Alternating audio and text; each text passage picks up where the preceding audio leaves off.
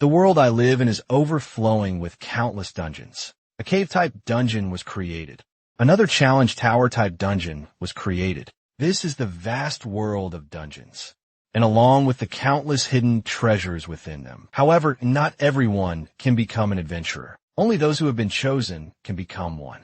There we can see our hero carrying a huge bag. It looks like a very full bag with a seal on top. He approaches a man who looks a bit suspicious. That man explains that to proceed into the dungeon, one needs a permit. But the next moment, he gets curious about what that thing is. He's surprised to see a bag of that size. Then, our hero thinks to himself that he has become the adventurer's bag. His name is Naji, and he's a white rank porter. The adventurer seems a bit impatient with our hero. He asks how a porter can be later than the adventurers themselves. Coins our hero gives a slight smile. Proudly, he says he is the porter that costs 50 gold coins per day. The adventurer seems skeptical and questions this information. Raising his voice, he asks if the boy thinks this is an easy task. Then he explains that this is a dungeon, where at least 4 or 5 porters should have been sent, and asks what he's planning. The man somewhat harshly asks if he thinks he can carry everything, and also carry whatever they find throughout the dungeon. He finishes dramatically by asking if he could bear the weight of their lives. Finally, he asks if he understood, and tells him to go back to the Porters Association and ask for reinforcements, or else he'll end up causing trouble with the association. Surprised, our hero says he's carrying enough for 4 people, but the man insists that, as he said, it's not possible for one person to carry all that. Nagi thinks that reactions like this from adventurers are quite common, and that a porter charging 5 times the usual rate would still earn less than 10 coins. And he thinks that in these cases. So he throws that huge decorated bag onto the ground and starts picking up the adventurer's luggage, and somehow begins to shove it all inside his bag. One of them asks what that is, and they come to the conclusion that it's a magic bag. And our smiling hero explains that this is all he needs to carry. Everything the adventurers ask where he got that thing, and start asking if it's heavy and that they'd like to have one too. A little embarrassed, the young man apologizes and says that this is a unique bag and others can't use it, and asks if they're going to hire him as their porter. Now, one of the adventurers tells them to stop making such a fuss. Then that man says he'll hire him as their porter. His name is Jeff Nam. He's a gold-ranked swordsman, and he's the leader of the Downwolf. But the man raises his fist and says there's a condition. He says that he'll have to earn that gold, and that not working as hard as 5 porters will have consequences. Our hero wonders if this guy is really the leader of the adventure party. Excited, Nagi thinks everything is fine for him. After all, he's a professional porter.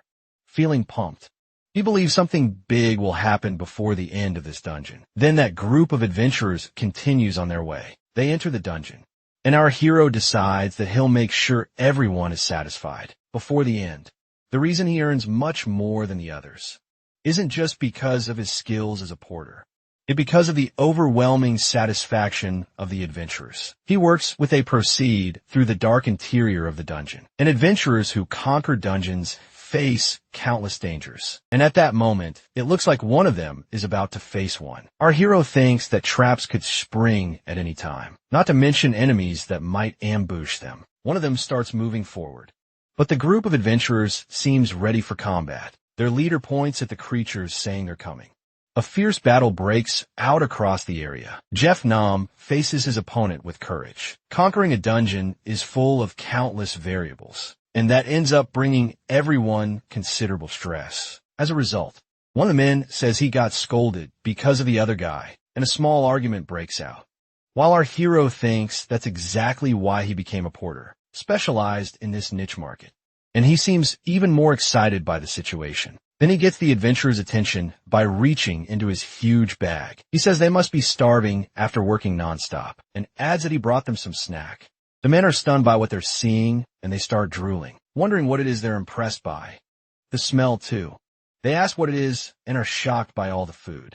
Our hero has set up a massive feast using his secret porter skill, the dungeon restaurant, without hesitation. The men start eating. They say it's something special and still warm, like it was freshly made, while another man thanks God, saying even the salad is fresh. Tears in his eyes, one adventurer says. He'd only been eating dried meat and bread as hard as stone. Surprised, they ask if the bag has the ability to keep food fresh. And they're even more shocked by the idea that it might actually cook. It excited. Our hero says it's something like that, thinking to himself that what really matters is. Then he says out loud that they haven't seen anything yet. He seems to dip his hand in water. And the next moment, he starts filling something up. That adventurer looks like he's in shock. But when he opens his eyes, he realizes the scenery isn't exactly like that, and yet it still feels unbelievable. It seems someone in the group isn't too pleased. The leader shouts, asking if they're on vacation, and says that doing this in a dungeon is downright careless. He adds that it's too warm here to bother. Fighting with anyone, and his companion agrees. They conclude that there's no choice but to acknowledge this. He says he took a risk, but didn't believe all this would be worth 50 gold coins, and that he was even planning to request compensation from a guild. Our hero asks if this isn't what dungeon conquering is really about. He explains that outsiders might think the difficulty comes only from facing powerful monsters, but the environment and stress can cause failure too. He says failures from bad food or lack of sleep are common stories in this field. He explains that dungeon porters rely on adventurers, and that to make money, adventurers need to complete dungeons. So he does everything he can to help and ensure that success, and he believes it's not such a big deal. That older adventurer looks surprised.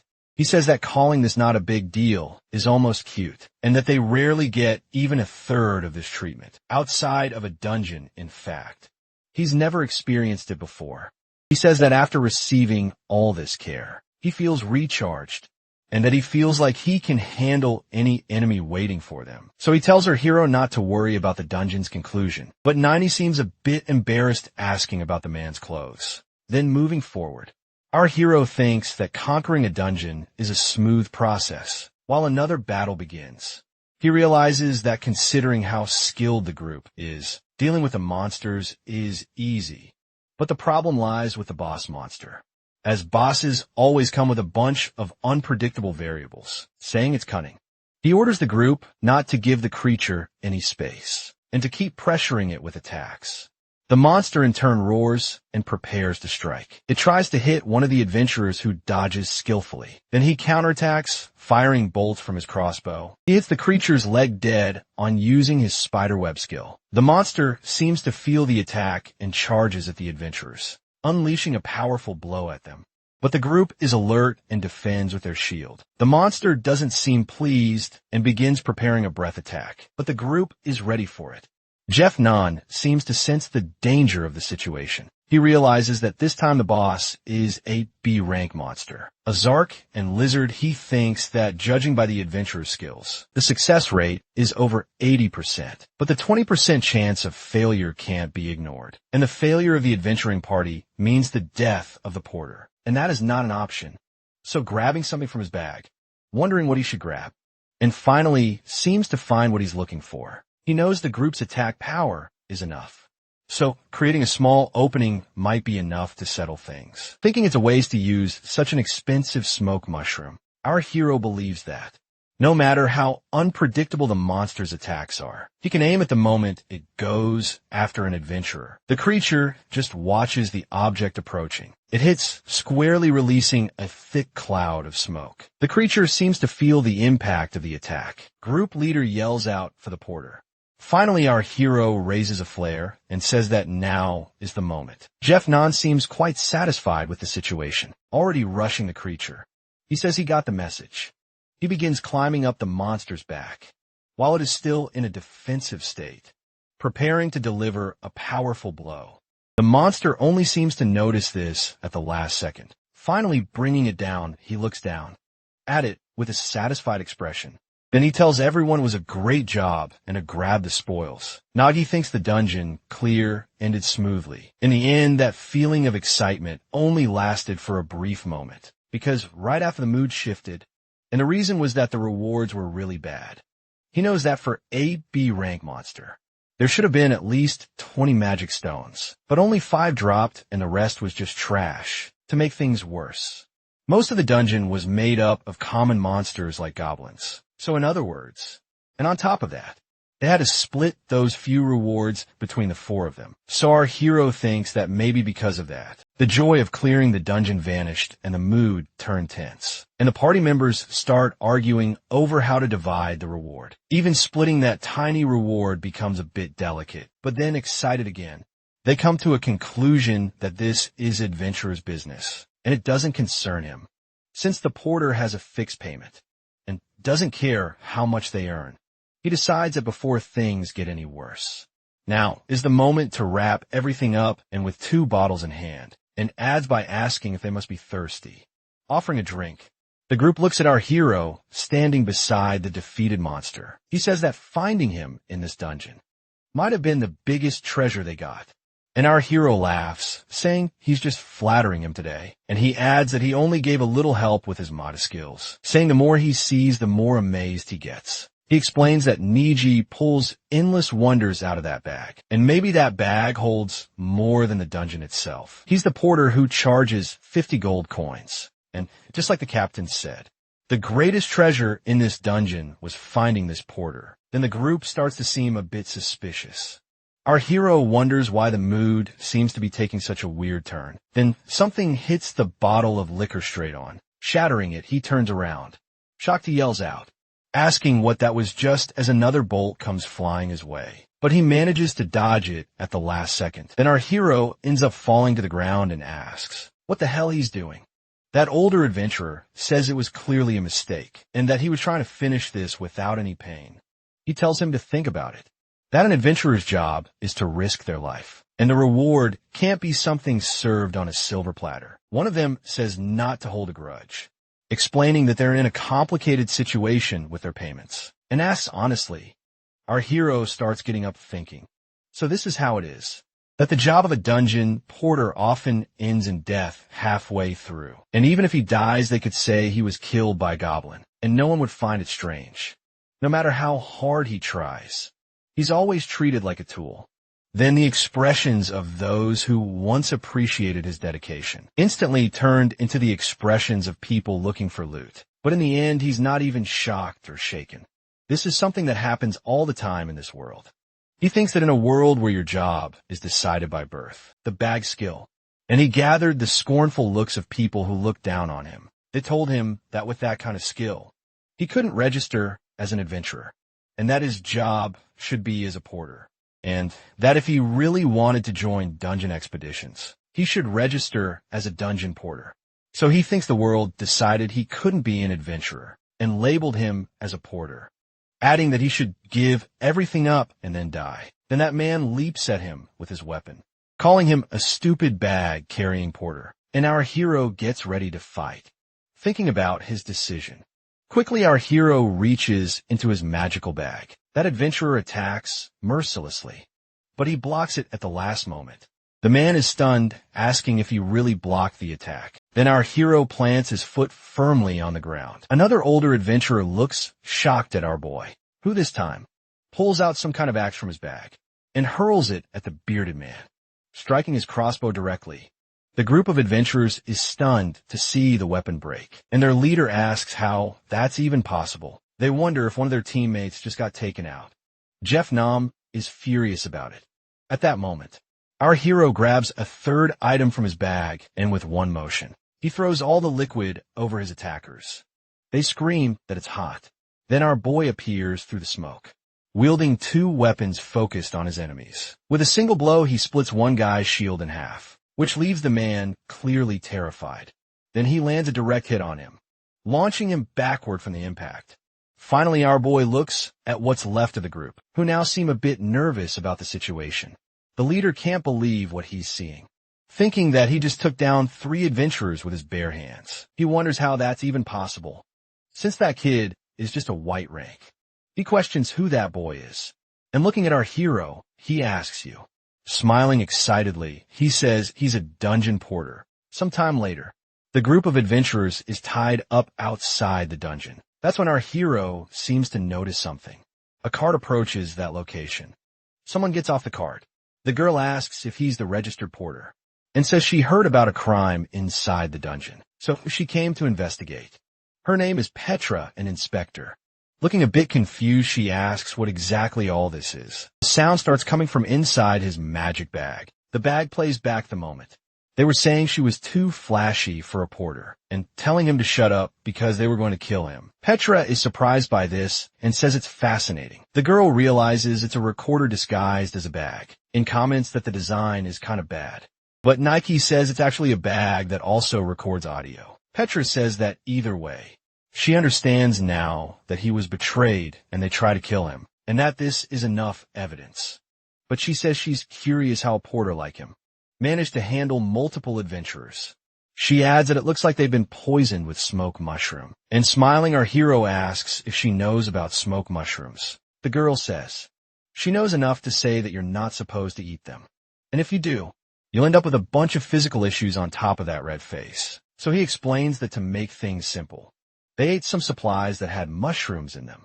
And that happened right as they were about to attack. Then the symptoms began to show, and he asked her how lucky he was. After all, how else could a porter deal with adventurers like that? Then smiling, he asks one of the adventurers if that's right, and if he isn't telling the truth. The man looks at him knowing it's a lie. They really did eat poisonous mushrooms, but it was clearly a trap they fell into. Excited, our hero was asking someone a question. He was asking if that man was really a gold-ranked adventurer. That one actually wasn't white rank. The two were exchanging attacks with great skill. He thought there was something strange, even after spending so much energy on the boss. Losing to a porter made no sense at all. At that moment, our hero questioned. Then he leaped at the adventurer with his weapon, and the man thought how humiliating it was to be outdone by a porter. His provocations making him lose control. Counterattacking, he thought that he was just a porter. They shouldn't even consider any other possibilities. Nagi smiled while fighting the man, and he seemed to dodge his attacks effortlessly, mocking him and saying getting close again. Try harder, he kept dodging while still mocking. The swordsman prepared to use his technique and started slashing at our hero non-stop, but he just kept dodging with no problem at all, laughing and mocking him at the end. The group's leader was shocked by the situation and furious. He called the porter a bastard, unleashing a powerful strike at him, only for him to dodge it again with ease. So going back to the point, the reason they lost to a porter. Shocked Jeff Nam thinks it wasn't because the porter was strong, because he himself had grown weak. He realizes his body is suddenly changing. He wonders why this is happening and why. He feels like he's going to throw up. Smiling, our hero asks if he hadn't told him yet. Nadia says that the food they ate earlier was laced with a pulp, mushroom poison, that it was masked in the taste of the meal, and explains that this serves as a form of insurance against shady employers like them. The leader of the group questions this while suffering from the poison, calling him a bastard and saying that if that's true, he screams that the porter had planned to lure them from the start, cursing him, but our hero just smiles satisfied. He asks the man how a delicate porter like him could ever trick adventurers like them, and says it was only a safety measure. Just like he explained, he clarifies that whether betrayal happened or not depended entirely on them, and that in cases like this, he uses a catalyst to trigger the effects immediately. He adds that normally, he gives them an antidote to drink after finishing the dungeon, neutralizing that poison, but he says some idiot did, offering a drink, and someone broke one of them. Now excited, he asks what he's supposed to do about that, explaining that only one bottle of antidote is left, and even though everything happened like this, saying they were poisoned still sounds unbelievable. So the leader of the gang says fine. He says they just had bad luck and ate the wrong stew. While wondering how he could admit he lost to a porter, he cries regretting not eating that stew all by himself. Meanwhile, the inspector seems to be thinking it over. The guy says his business there is done and asks if he can leave. But the girl asks him to wait a moment and asks if he's heading to the city to catch a ride. Our hero looks a little surprised by that and asks if it's free. Sometime later, the group is on the road toward the city. She comments that it's a shame. He had such an unfortunate experience right after arriving in this city, and that in the name of the Adventurers Association. She apologizes to him, but the guy says it's okay and that porters are treated like tools, and the girl asks if that's really the case. She says it might be so, but there's something he needs to be warned about, and even though she understands he wasn't at fault in this incident, she explains that they won't see it that way. She says that the adventurers he defeated are all members of the Dawn Guild, and that it's a guild known for its arrogance and for its illegal activities. Therefore, regardless of the reason, if any of their members are harmed, they retaliate, so he should stay cautious for a while. But the next moment, she seems surprised by something. Our hero says he's already told Gluttony not to show up in front of others, since they freak out when they see him. But the little creature says it's hungry. The girl screams, asking what the hell that thing is, embarrassed. Our hero says it's nothing. She doesn't need to worry. That's Gluttony. He's been living inside his bag for who knows how long. And this creature is responsible for organizing the items in the bag before he started helping. All of the items were jumbled together inside. In exchange, he eats tons of magic stones. Now he says that considering how chaotic this dungeon was, Gluttony must have worked pretty hard too.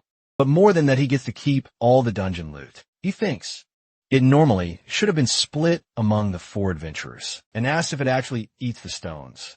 And our hero says it's also his first time seeing that. But Gluttony's chill the girl says he's pretty fascinating, then corrects herself, saying his bag is fascinating, and that she's never heard of anything like it. Suddenly one of the horses gets agitated. She asks what's wrong, why the horses are acting up. But the soldier says he doesn't know. They just started acting like that. Suddenly our hero seems to realize something. He looks behind him, thinking about that feeling. They remain there unmoving while something strange is happening. And our hero thinks there's no doubt about it. Then he realizes it's a dungeon break. Wondering why it's happening, our hero calls out to the inspector. He points at something, showing it to her. Tells her he can feel there's a dungeon break just beyond those mountains. She pauses at the possibility. She says this is a huge problem and asks how he could possibly know. Want to know if he has some kind of magical detection item. But our hero says it's his instinct. Heightened by the situation, he continues sensing that thing and says they don't have time for this. They need to move fast before more casualties happen. Petra thinks it's absurd that he can sense a dungeon break by instinct, while even she as an inspector can't detect it. That creature believes it's a real dungeon break. It thinks it likes magic stones and can smell them, so that must be the reason. Coming from beyond those mountains.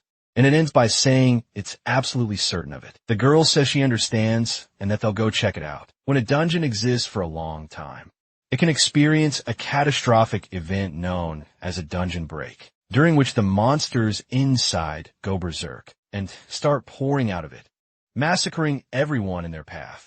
And this is why they must subdue every dungeon in this world. So Petra says this really is a dungeon break. She explains they already passed the critical threshold a while ago, and that this break could happen at any moment now. Curious, she asks how he can sense this from so far away. Our hero says he could never forget that sinister feeling, and he remembers a situation from the past. Something they should never forget. How horrifying these things become when a dungeon break occurs. Girl wonders if this man has already been in a dungeon break before. But even if he had, how could he possibly sense it now? Nadia says there's something strange about all this. That since the dungeon is close to a village, this dungeon had already been assigned. So our hero asks if she knows who accepted it and their rank. She says the dungeon is classified as rank D, and the adventurers who took it were 1 mithril rank. In 2 copper ranks, our hero is surprised that a mithril rank adventurer was assigned to a rank D dungeon, and because of that he has his suspicions. He adds that he needs to go to the village to confirm something, and asks what she's going to do. To which she asks if this thing is related to his suspicions. Petra asks if the guard can transport the criminals to prison for her, and says that as a dungeon inspector, she'll accompany our hero. Moments later, the 2 of them head toward the village, and sometime later, they finally reach it. Once there, it seems they come across a strange situation. Our hero says that something is definitely going on here, and the girl agrees. Some people say that this should have been dealt with a while ago, and still nothing has happened. They ask what's going to happen if a dungeon break occurs. A martial artist named Nero says they should take this to the group's leader. But a man says it's not their responsibility. This is Van Desh, Tara Necromancer. Vince Slough is yelling, asking what they expect them to do when their leader just vanished. The villagers start shouting, Calling them bastards, our hero thinks that, in the end, he was right. That, judging by this situation, his suspicions were correct. A no-show at a dungeon happens. When a high-ranking leader registers for a dungeon, but then a better one comes up. So that leader abandons the lower-rank dungeon entirely. The girl explains that. Of course, the association imposes fines in those cases. And our hero asks if that's basically just a Band-Aid solution. And the woman confirms that it is. The adventurer can just bail, and it's all fine. But the people in that place will lose everything. When the dungeon break happens that night, he knows that even if they ask the Adventurers Association for help, by the time they arrive, the village will already be reduced to ashes. Besides, it's clear, those adventurers are just spewing excuses and avoiding responsibility. One of them says they're also victims since the leader bailed, and now they're just wasting time being blamed for it. Then adds that if they have any complaints, they should take it up with the Adventurers Association, saying they don't have to listen to this, because they're not the ones responsible. Our hero thinks that adventurers aren't heroes or saviors. They're just ruthless people who only care about their own profit. But even so, in situations like this, the inspector says it's unfortunate, but they should evacuate the village, because saving lives is the priority. Our hero asks, saving lives. He questions if she truly believes lives can be saved. Then Petra apologizes and asks what he's talking about, and he replies that he was just thinking about something. Our hero says that winter is coming, and for those who have lost their homes, how could they possibly survive a long winter? He clutches an amulet tightly against his chest and says he adjusts another golden necklace on his chest while wondering why this is happening. Suddenly, he gets a bit too excited and tells her to look at what they have here. He says a dungeon break happened in a village he was just visiting. He asks the inspector if it's true, that anyone who subjugates a dungeon break can claim all the spoils without paying any kind of fee. And the woman confirms that yes, it's true. He laughs, saying he just hit the jackpot. Like winning a lottery, the adventurers wonder who that guy is. Could he actually be planning to take over that dungeon? Both of them are surprised by the color of that necklace. They ask if he might be a gold rank adventurer, thinking that maybe it's actually possible, and says in that case, he could split the reward 9-1. Then he asks if they have a deal. Naji thinks that for now he'll pretend to be an adventurer. Our hero calls out to the inspector. The girl explains that the fine would start at no less than 1,000 gold coins. If she's not mistaken, that is the portal to a dungeon. In an ancient dance, no matter how hard it is, you just have to defeat the monsters. But there's something more. When the opponent in a dungeon is the space itself, even skilled adventurers can't predict its conditions before entering. That makes it a dungeon to be avoided, given its high risk of disappearance and death. But they're in that dungeon to do a speed run. The inspector says that, after checking the magical limits of the dungeon, she concludes it will collapse in 1 hour. So that's the time they have to complete it. Nagi says all they can do is hope it's an easy dungeon, and that in that case, they can't afford to lose even a single minute or second. So determined, they head into the dungeon. They cross through the rift, and a massive flash of light appears. Petra watches it, visibly impressed. When they reach the other side, they see several rocks flying through the air. Excited, the adventurers comment that just a minute ago it was nighttime, but this is another world. And the guy says that the story of the first special dungeon, subjugation by the adventurer van, is just beginning, and the girl is excited too. Then adds that he'll do such a good job. The association will be speechless. Inspector laughs, saying he's only happy because he doesn't know anything, and adds that at first glance, she thought they were doomed. And our hero agrees with that. A little tense, Nadia says this scene looks kind of familiar, and asks how he managed to lie like that. And smiling, he says there's nothing they can do now. He explains that if they asked for help as a porter, the adventurers would just ignore them. He adds that it's complicated, but if they don't subjugate it, a break will happen, and asks if that wasn't the reason she came. The girl confirms it was suddenly. Nero seems a little excited. About the incursion, she asks why they're worried and says, this is exactly why slow humans are no good. Then she crouches into a stance, yelling that she'll reach the top alone. She begins leaping over the rocks and climbing quickly. The guy gets worried and asks if that might be dangerous. when suddenly something happens to that girl. It looks like some energy grabs her by the wrist. She tenses up when she realizes something's wrong. She's always acted this way. Never thinking, she asks if he's scolding her.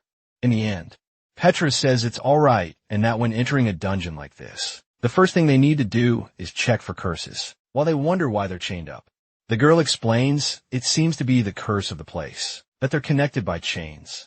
They can't see or touch. Hero says that in that case, it won't be able to activate. Our hero comments that it seems tricks won't work in this dungeon after all. In this kind of dungeon, the best option is to proceed step by step and not waste energy trying to climb quickly. However, they also shouldn't go too slowly. They should maintain a steady pace. So he tells them to follow his lead and to remember that since they're connected by invisible chains, they must not stray too far from each other. He adds that they should keep going while maintaining a constant distance. Nero says the team leader is a bit slow and that she'll run ahead. But the boy says no. He says that instead of rushing because they're in a hurry, they should follow the planned route so they won't need to backtrack, even if that's a bit slower. Then he thinks that even if they do follow the planned path, there might still be a problem. And it seems our hero ends up facing something like that. He thinks that rift dungeons are always full of variables. Then he sees that strange thing, and that stone creature opens its mouth and appears to eat one of the floating rock. It's a powerful creature, but not aggressive. So there shouldn't be a problem as long as it's not provoked. Petra says she didn't expect to find one in a place like this. She explains that according to the bestiary, its excretion is also quite fast, and we see it spit out another little rock into the air. She concludes that it seems to be changing the layout of the dungeon as it eats and expels rock. She's fascinated, saying the dungeon's ecosystem is amazing, while Nero laughs and says she looks happy. The girl apologizes and says it's her first time seeing one of those in person, but she also says that either way, this is a disaster because the path they were taking was completely erased, so only one solution remains. Our hero says they'll have to throw hooks at the stone boar and latch onto it with ropes. But there's a problem if they miss and end up provoking the creature. Van laughs at the situation and says, if that's the problem. Then as he begins to use some kind of magic power, he says it looks like this is finally his moment to shine. He tells everyone to pay attention, to watch as Van overcomes this challenge. Then he uses one of the necromancer's talents. Through some summoned fingers, creatures begin to appear. And in the next moment, a few rag golems show up. Our hero says it's wonderful and that summoning abilities are rare. Petra says that if those creatures can place the hooks, they won't provoke the boar. But our hero starts to feel a bit tense, wondering why something feels off.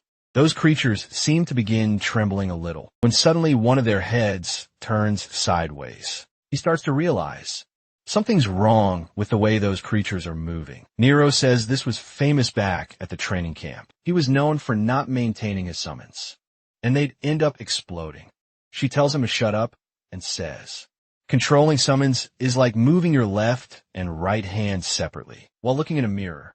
Our hero says he's uneasy because they don't have time, so he tells them to cross quickly before they explode. He quickly throws the hook and the creatures cling to the rock, try to grab it by some miracle. Everything seems to be working out. Our hero begins his crossing, thinking that even though they face some trouble, they're still having a bit of luck. And Nagi thinks that the skills of his companions are proving really useful. In this dungeon, he believes those summons will make the dungeon easier. However, he feels like something is off because only 3 minutes have passed. Van tells them to move quickly since things have gotten really bad. But our hero says that's not it. He says the conditions have gotten strange.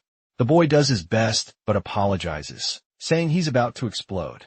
He explains that he can't control the cracks that appeared when he struck the golem's head, and his nausea is also increasing.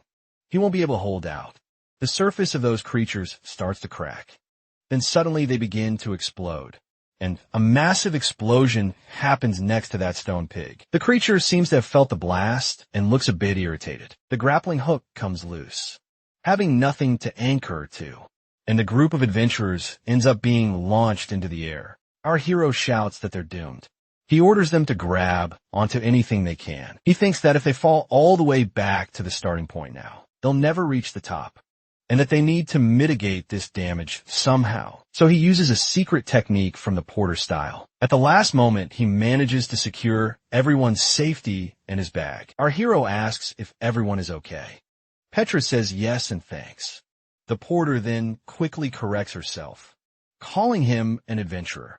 But she adds that they lost a good chunk of their progress, wondering whether they'll make it to the top in time. So from now on, he says none of them can use their abilities anymore, and that from this point forward, they need to be prepared. As he pulls out a special climbing item used by porters, explaining that now they'll proceed vertically all the way to the top, and that they must not lower their guard even for a second. If one person falls, everyone will fall together. He says that as they get closer to the top, traps and other variables will appear. There are falling rock zones and even a frozen zone, then a zone that heavily tests their stamina.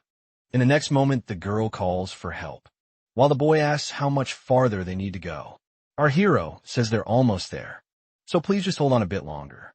But they protest, saying he's already said that more than 10 times. Nero says she wants to fight monsters, and didn't become an adventurer just to climb mountains. Our hero argues back, saying that this time he's serious, saying that he can see the top from where he is.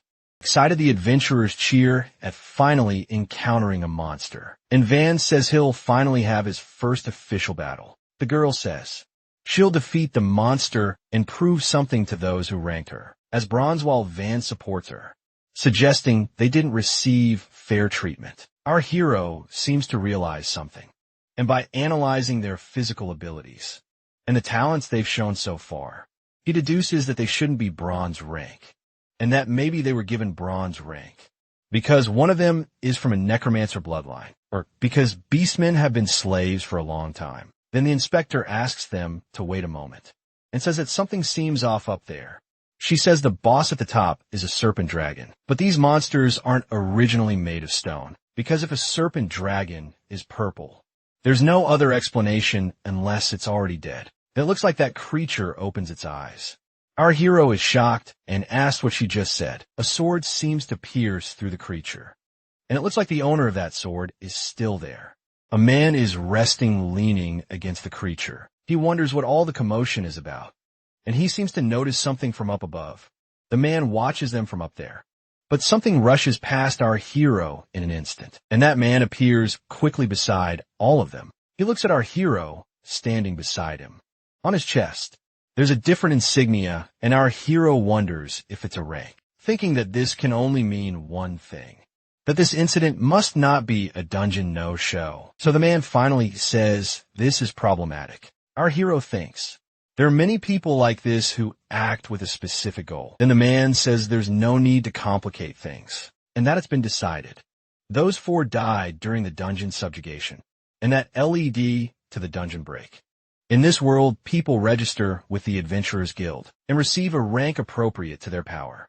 The first and lowest rank is the white rank, where someone can officially become an adventurer. It's the copper rank. The following rank is silver. This is for veteran and skilled adventurers who can handle dungeons well. Most adventurers reach this rank.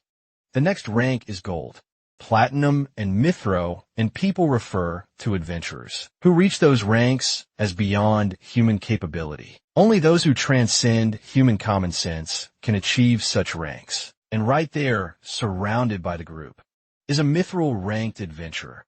Our hero feels tense about the situation. He realizes he can even sense the man's aura. He's genuinely impressed by him, and thinks that even if they all attack together, they wouldn't be able to beat him. Our hero asks the inspector. She tells him about the Dawn Guild she mentioned before, and how arrogant they are. Then explains that this is the raid captain of that guild, and realizes she's the one who works for the guild. He asks what she's doing in that dungeon, and if she's pretending to be an adventurer, saying she holds a white rank. Petra says she would like to ask him something, then speaks Sir Durikin of the Dawn Guild. She follows up by asking why he hasn't cleared the dungeon yet, and tells him it's going to collapse soon. She asks whether the first duty of an adventurer isn't to prevent that from happening, and starts laughing like a maniac. He explains that adventurers act only for their own benefit, and offers an example the man asks. whether it isn't more profitable to let a dungeon break happen than to actually clear it. And Petro wonders what he's talking about. Our hero seems to have understood the situation. He thinks that he never believed adventurers were heroes or warriors. But to think that adventurers like this exist, it's garbage. And if this guy is truly planning to cause a dungeon break, he needs to stop him by any means necessary. But there's a problem with that. Since the opponent is a mithril rank, fighting head-on is reckless. So for now, he'll do something else. Our hero laughs and says it seems there's been a misunderstanding here. He explains that they're just adventurers who ended up in the dungeon and seem to have accidentally annoyed him. So he asks him to accept this gift as an apology. It's an exciting skewer from a dungeon master. Then Nagi asks if he isn't starving. Being in the dungeon so long, he decides that he has to weaken him. The man eats happily, finding it amazing. It's hot, and the flavor feels like it was just freshly cooked. He's delighted and says it's truly incredible. He says the meat isn't just perfect. The shrimp is too. Our hero thinks he should eat as much of that food as he wants. But suddenly the man says there's something special. He asks him if he really thought that filthy little trick would work. Then our hero thinks he's doomed. The man gets ready to attack, saying this is payment for the food. That attack is extremely fast, and our hero barely has a chance to dodge. He takes a direct hit. Nagi is sent flying. The girl screams because she's chained to our hero, so she begins to get dragged along with him. But he lands on a nearby surface. She asks what they should do now. The man quickly approaches, asking if this is for real. Are they such rookies that they couldn't resist the curse of the chains? The girl turns ready for battle, and the man charges at her, saying this dungeon will be their last. The man prepares an attack. As she tenses, bracing for the impact, Van yells for her not to just stand there, and gets ready to join the fight. A huge explosion erupts atop that rock, and a smoke cloud with flaming sparks rises in the area. From its center the bazaar appears. He asks what this brutish summoned creature is. He asks if the boy is a beginner necromancer, and Van asks if it's him, that raid leader, who allowed them to join the dungeon, but never showed his face. And the man asks what that's supposed to mean. He says he was wondering who the fools were. Van tells Nero not to be scared because when the raid leader returns, it'll be 3 against 1, and they just have to hold him off until then. Especially if the attacks continue to be physical impact. The goons can endure indefinitely. So they charge and saying to fight like they did during training. The berserker shows up excited about the fight. Then another powerful blow hits the top of the rock. Our hero doesn't seem to be in good condition, but he starts regaining consciousness. So he thanks her and says he must have passed out for a moment, asking how things are going. The girl says honestly, it's not good. She explains that Nero and Van are fighting hard. The girl gets ready to deliver a direct strike, but the berserker easily blocks. Then she spins on her feet for another attack and looks at her with a murderous glare. He grabs the golem by the head and spins it around, using the creature to smash Nero. And as expected, considering that opponent, they won't be able to hold him off for long. He says it looks like he made a mistake. He should have considered the possibility that the poison wouldn't work. The girl seems confused by this. Then he asks if he can know more about that guy. If he's a mithril rank, he must be famous. And the girl says he's right. She explains that in close combat, he's unmatched among the ranks, and beyond that, he has a considerable number of completed dungeons, and he's also known for multiple clashes with other adventurers, making him a specialist at this, especially when he uses his greatsword techniques. He's famous for cutting ogres in half with a single blow. Naughty says it's a relief he doesn't have his sword right now, and the girl agrees. Our hero says he was hoping to hear something like a weak point, but that's just depressing. She adds that the big issue is, even if by some miracle they manage to defeat him, time will have already run out because they don't have any left. So no matter how close the goal is, they won't reach in time. She says that if it weren't for the curse of the chain, they could at least try to split up. Then he seems to realize something about all this. And that's a problem because if one falls, they all fall, but on the other hand, so they can turn a problem into a solution. And maybe that's the answer to defeating both a Mithra, ranked adventurer, and a time limit. At the same time, he starts thinking it through. Even if he's just a fake raid leader, and even if he were the real one, he should make the most of the cards he has. And each of them might not be much alone, but together it's something. By using his tools and the adventurer's skills, if he plays all those cards, he wonders if they might have a chance. She could do it easily and even draw a map. Our hero smiles and asks her to do it quickly. So the woman uses her explorer talent and starts drawing something. With a quill, she creates a 3D map of the area. The accuracy of that map exceeds all expectations. He adds that she's a top-tier investigator. But the girl says that's just the basics. Petra then asks what he's going to do with it, and the boy explains that he'll use it to aim at the monster. He says this fight isn't against humans. This fight is against a human and a monster. Naji explains that adventurers often encounter monsters, stronger than them inside dungeons, and asks if she knows how they manage to defeat such monsters. She asks if it's through strategies based on experience, but our hero smiles and says she's wrong. He then begins to explain that the secret to adventurers, defeating monsters stronger than themselves, is dirty tactics and that they win thanks to those improper tactics. So to defeat that monster, suddenly our hero leaps from the spot he was in, saying he'll do it the same way and that they too must fight dirty. All of a sudden something is launched toward the berserker. Of course he notices it smiling. Our hero thinks he thought the arrow would work as a surprise attack. Then something unexpected happens. Uses a porter trick the well in spiderweb shot. That guy realizes it's hard to move.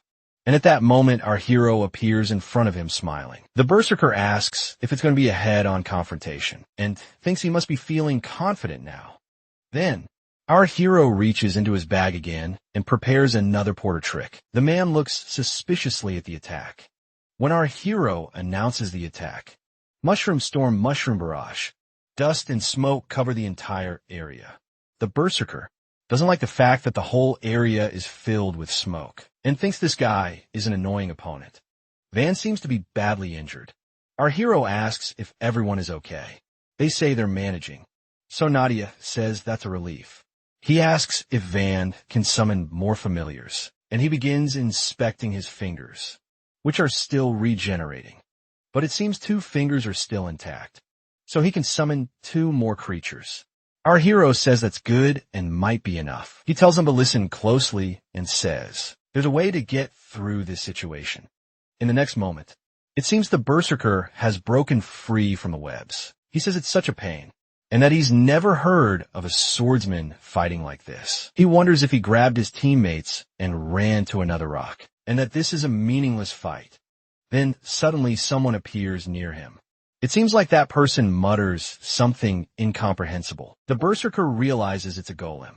He says spreading smoke is useless if you make noise. So if he charges in the direction he heard the sound, with his fist glowing with power, he gets ready to strike, then unleashes another one of his powerful attacks, landing a direct hit on whoever it is. Smoke and debris scatter in all directions. That guy looks a bit satisfied with his strike, but gets disappointed. In the next moment, he sees a golden hand emerge from the smoke, and that creature leaps at him and hugs him. He's shocked by the situation. He asks how Golem could speak. Then the bag says he's been kidnapped. Confused, he wonders where they are and questions if that's a rope, as he sees our hero holding it. The berserker wonders if they plan to sneak up to the top while distracting him. But he tells the so-called swordsman that this was pretty lame, because once he's been discovered, he won't be able to use that to climb. Then it looks like he's doing something. And Niji asks if it's far enough already, because they need to move fast before getting caught straining. The boy asks them to wait just a bit longer, and explains that it's his first time controlling something like this. From such a distance, it seems he used one of his last fingers. Then he says he doesn't need to worry, and that hook begins to reach its target. At the tip of that object, a finger is hanging, and when they reach the top, something begins to happen. Then Van says he'll make sure everything works out. That bear golem moves toward the dead dragon. It continues its path as it starts to fall apart, pulling hard on that grappling hook rope. There's just a little left before it reaches the boss. Then it leaps, aiming straight at the creature, and Van from below yells for it to go.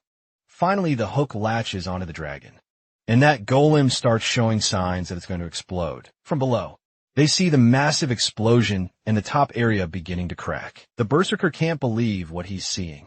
You ask if all that was just to trap him in that place, and realize how dangerous the situation is. He thinks he needs to get out of there quickly, and starts trying to break free from the golem. A van with a satisfied look says it won't be that easy. He adds that the thumb may be slow, but it's the strongest of them all. It's a fight between humans and a beast. The area where the creature was defeated begins to crack. He thinks there are beasts that simply can't be beaten, as that creature starts falling from above. And he adds that his goal isn't to take down the beast. Just as the defeated dragon starts falling toward the berserker, it seems like that dragon is dropping straight onto him, and it hits him directly in the next moment. He notices that the hook and rope are lodged into the creature, and it shakes everything around. Our hero thinks there's no need to face him in direct combat, and in the next moment, everyone starts getting pulled up by that rope. With a satisfied look, our hero says to run. The berserker is terrified and can't believe everything that just happened. The group approaches the floating castle. They're almost at the end of the dungeon, and time is running out too. Only 5 minutes left. It's tight, but still possible to be honest with you, Nero. You were a huge help, says the smiling guy. With the strength Naji has, he wouldn't have been able to throw that rope over 50 meters high. And to think it was possible with just raw strength. Calling the moment when the girl threw the rope, our hero remembers that it was truly amazing. Blushing, she says, "It was nothing." The necromancer pauses, deep in thought. This is something someone strong could do, and even an idiot could have done it. The adventurer says as Nero glares at him in anger. No matter what anyone says, this dungeon had someone stand out, and clearly, it would be Vandalstar since he put the rope in the exact place. He also took down that damn berserker. Maybe the guy's even better than a mithril-ranked adventurer. Everyone seems excited, smiling. Nagi believes the other two probably never completed a dungeon before. The joy of finishing a dungeon doesn't come from incredible skill, alone from the fact that everyone worked together. Doing it that way gives you motivation. That's why Petra's contribution was the greatest in the group. But the adventurer doesn't agree with that. She knows that the dungeon's supervisor has some investigative ability, and Petra is happy to know that. She believes that when you look at the big picture, Nadia did an excellent job creating a plan and making it work, and she wonders if the boy really is a porter, and if porters are actually that useful. Vandesthir then asks the leader about the berserker, while Petra begins slowly. It's true that the man did something awful, but he's a mithril-ranked adventurer. The higher your rank, the more immune you become to punishment. And if someone's at mithril level like him, they have strong protections from a state. The martial artist and Vanish Tar show even more frustration, grinding his teeth in anger. The necromancer says whatever, even if the law is like that. If the group ever meets the opponent again outside the dungeon, the young man will take him down once more. That's a dangerous thought. Says Nagi Berserker's power was just the tip of the iceberg. Look around. Those who were defeated are from the Rocknaw clan, who guarded the entrance of the citadel. He says the next part is important. All of them were destroyed with a single strike. Shocked, they repeat. One blow. The adventurer's real talent emerges when he's using a matching weapon. When the berserker fought them, power difference was massive, says the necromancer, but it makes sense. When he defeated the pseudo-panther dragon that had taken his son, there was a great sword stuck in its heart, and the man must have taken down even the boss. With a single hit, Nagi looks back for a moment. Ever since the guy fell with the dragon, he's recovered suddenly. Someone is holding a massive sword with both hands. His weapon again, there's the berserker. So far yet so close. Watching the piece of land where the adventurers stand, a red light glows right next to Nagi. Who looks distressed, your punks? The man says as he slashes the ground in front of our boy once again. The young man turns back and now shouts everyone. That strike reaches all the way to where Vandeshtar is. He panics, thinking that must be the end for him. The blow is so strong that it rips off part of the platform. From a distance, someone's hands are injured from trying to hold on. There they are, 4 adventurers who by some miracle are still alive. Somehow injured Nagi asks if they're okay. Petra, who is the closest, answers that she's fine, while some kind of chain keeps the two of them connected. That chain extends to Nero. who hears from her companion that the other two below seem to be badly hurt, especially Van, who is completely unconscious. But the object is keeping him attached to the boy, knows this is a bad situation. Looking to the side and seeing smaller floating stones nearby, he reflects on the destructive power of that attack, not to mention that the enemy has already started moving to pursue them. What kind of bizarre power is that? The boy wonders not. He sees that if he hesitates, the berserker will catch them. He says to himself, I'm a porter. This will be the same, he tells himself, clenching his fist just a bit more force. And the chain on his wrist seems to pulse intensely. It'll be like moving one more load. And Naji pulls his arm up a bit. The whole group seems to be getting lifted because of that. I'll take the lead, says the boy with a fierce expression. Then the young man opens his hand like he's unsheathing claws, like that he slowly climbs the stone wall. It's a hard job after all. He's carrying others with him. The dungeon doesn't care about that problem, and there's less and less time before it shuts, while someone stomps the ground forcefully. It's the berserker still chasing the group, who just made another leap to close the distance. There's even less time than before. After struggling, Naji reaches the top again. He carries the unconscious necromancer, and the girls follow right behind. Helping each other now, the sand is about to run out. Something passes by so fast that it's impossible to tell what it was. He seems quite pleased with something. The boy is tense about something. Final moments of that countdown. There's where they need to go. And it's so far, and at the same time it's so close that it gleams. The adventurers enter the place. In front of them, they see a floating stone. That is the dungeon stone. All bruised, our hero says just that. He puts his hand inside the bag and explains that all they need to do is destroy it. He pulls out a sword, throws it toward the object, and yells that once it breaks, everything will be over. The weapon is about to strike the stone. Full of arrogance, the berserker appears to knot his shock. He didn't expect that twist. He strikes it with his own sword. Unfortunately, the thrown object now lies next to the stone. The time as the man begins to say, as the jewel starts to crack, as if coordinated with the stone. As he says time is up, the object explodes simultaneously. Naji can barely believe it. A massive explosion of light bursts from where the floating jewel was. Then a red flash appears. It shoots off in multiple directions. This is happening in a village. But upon realizing what it is, he kneels and begins to pray. Another which looks like a wolf follows.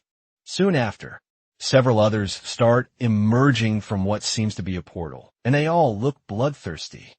A monster that looks like a shark appears too. The shark warrior steps out of the portal. As a woman kneels before the sea of monsters, the girls notice that the monsters revived and keep dropping from a portal. In other words, it's a dungeon break.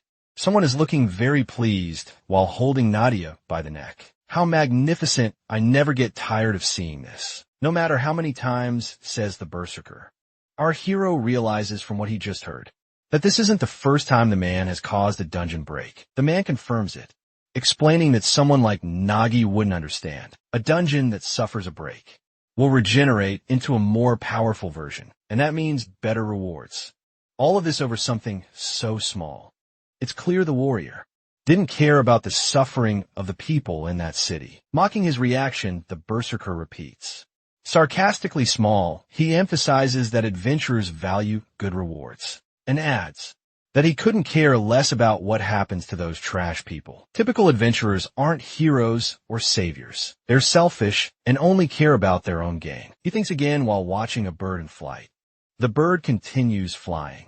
Soaring over the portal, what happens next is rare. Some adventurers, and the black bird flaps its wings violently. Some people have deep power within and also a strong sense of justice. Now, someone is visible atop the bird. That person is eating bread. While eating, she says, already adventurers like them.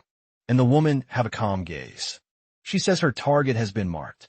I'll get rid of this rift before it grows even more. The woman says as she prepares a power with her sword. The smoke caused by the power sends the enemies into a panic. They don't know what to do. The berserker is still there. And so is Petra, who's scared of what might happen now. The newcomer lands on the ground. I am the vice captain of the Twilight Wind Guild, Agnesa Farid, and I want an explanation of what happened here. She says this woman is a mithril-ranked adventurer. Something seems to be happening to the dungeon break. Naji is badly hurt after the fight. He asks Petra to look just over there. Indeed, it's now clear that something is happening at the portal. It's unbelievable what their eyes are seeing.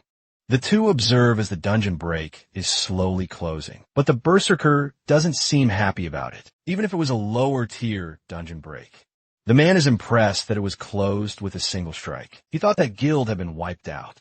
He asks what brought her here, since that place has been inactive for 3 years. Judging by this scene, no explanation is needed. Excited, the berserker asks if the girl is trying to start a fight. Agnesa is someone he's always wanted to fight. On the other hand, it's not an ideal situation, especially since Nagi made him use more stamina than expected. There's also a strict order from the master to avoid causing a big mess. Besides, the man has already completed his primary objective. As he grabs his greatsword, he finishes his thought, there's no need to fight, with her hand on her weapon. The woman asks if he's running away since he turned his back. Petra shouts with all her strength that he's a liar. That man wasn't just avoiding clearing the dungeon. He tried to destroy her group. The guy simply asks if he really tried to do that just now, and he even adds that this means attacking the group before wasn't intentional, which leaves the girl outraged. That explanation seemed good enough for the association to accept, and for a white rank to believe too. Of course it makes no sense, but countless times, the weight of a mithril rank holds more authority than the truth. No matter how many copper or white adventurers testify against it, even speaking the truth won't bring victory. Still quite pleased, Durin says they're done there, and says goodbye. See you next time, pups. Those people stood still watching him walk away relieved. Nadia says the dungeon break. It was stopped, and now he shows signs of exhaustion. He collapses to his knees with full force. Agnesa looks at the boy for a moment. He's been through a lot, and he's exhausted. He's also covered in wounds. Suddenly wings are seen flapping strongly, and so the chaotic expedition into the dungeon rift came to an end. The village welcomed the morning without a single scratch. Later, the Adventurers Association paid a visit, offering apologies and promising to prevent future incidents. Of course, that was all just empty talk. Our hero was rescued. He was able to reach the Western Adventure City Bellum. Somewhere deep within that beautiful city lies the nest. Nagi is sleeping like a baby. He slowly wakes up from a deep sleep and seems unsure where he is, or that he even blacked out. I opened my eyes and saw I was on a beat-up bed. The boy thinks with effort. The boy sits up, he then asks where he is. And in front of him, Petra is asleep, resting her head on the bed. Gradually, the girl begins to wake up from the sound of voices. Relieved that he's awake, the girl starts asking how he's doing. His other 2 teammates are there too, acting more energetic, saying they were really scared. Where am I? I remember the moment the berserker left, but I think I blacked out after that. Says Nagi. They explain that this is the Twilight Wind office. That must be why he has no injuries. Just fatigue, and his friends seem fine too. The two say someone clenches their fist tightly and says, anyway. As the first adventure with the name Van Dostar. It was quite a journey, he says proudly, when I saw the happiness of the villagers, that we stopped the dungeon break. The boy continues, I realized what the true role of an adventurer is. But for those people, it was their home. The two say they'll become great adventurers, and that they saved the village. Happy, our hero says. He feels good that the group protected the village. But now that everything's over, he can finally reveal the truth. He wasn't a gold rank adventurer. In reality, he was ranked lower than everyone else there. He was just a white tier porter. He wonders if they'll treat him the same, and immediately answers himself. Of course not now. He starts choosing his words carefully. I need to tell you guys something. Please don't be upset, the boy says. His friends seem a bit nervous about what they're about to hear. The boy confessed that he pretended to be an adventurer and acted as their leader. Naturally, their reaction was, that's it, we get it. There was no other way, says Nero. The bond that once existed between them fades, and now they're just adventurers and a porter again. The girl also says that next time she'll ask him to carry the gear. Finally, they close the door behind them. Petra asks if he really needed to tell the truth to the two of them, and he replies with a laugh that they'll both become great adventurers. Working as a porter in that city, he'll likely run into them again.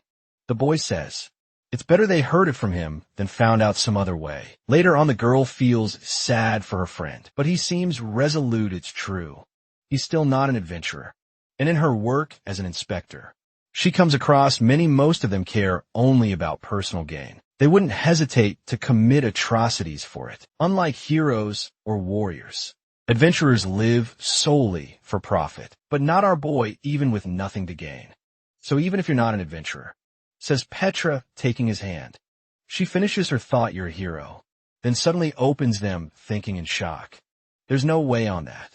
While everyone's attention is on the conversation between Durican and Agnesa during the break, the boy looks elsewhere and notices something happening. A bright golden light bursts out of the rift. Naughty skips cheerfully over to the chest behind everyone. He squeezed out every last bit of strength to grab it before collapsing from exhaustion.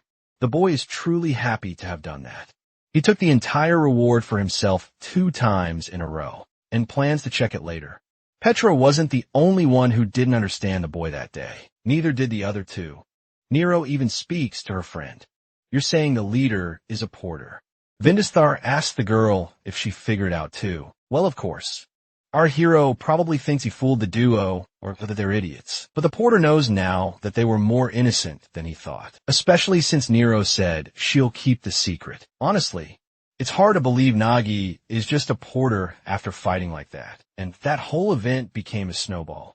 A man says he's heard some stories and asks if there was interference. He asks the berserker if he remembers Dukin versus Veneslo. She thinks that if what Nadia told her on the way there is true, then Nadia might be she remembers talking with Petra. And Petra looks a little tense. She asks if the girl entered the rift dungeon without permission, and Petra, embarrassed, asks how she knew that Agnesa says. The composition of her group doesn't match the official record. She says it's fine that it's just a personal conversation. Between them, no formal responsibility. Then she says she just wants to confirm something. Agnesa says she's been investigating the recent string of dungeon breaks, and she's found a possible connection to the Dawn Guild, and today it happened nearby. Petra becomes curious and questions the connection. Agnesa confirms it, but says it's only a theory, though anything she can share would be useful. Petra says that if it's something like that, then she understands, but she says the illegal actions of Naji must be kept absolutely secret. She tells the girl that, in fact, she should praise him. Agnesa thinks that the gold-ranked adventurer who LED'd them was actually just a porter, and even then they nearly managed to conquer that dungeon. She believes that if it weren't for the interference of the Dawn Guild, he would have succeeded, and that would have been unbelievable, under the command of a porter. She thinks what most deserves praise is his mindset, choosing to risk his life to prevent a dungeon break. Our hero looks at her and says that she was the one who saved them. She declares that by the authority of Agnesifrit, vice captain of the Twilight Wind Guild, she orders him to join her team.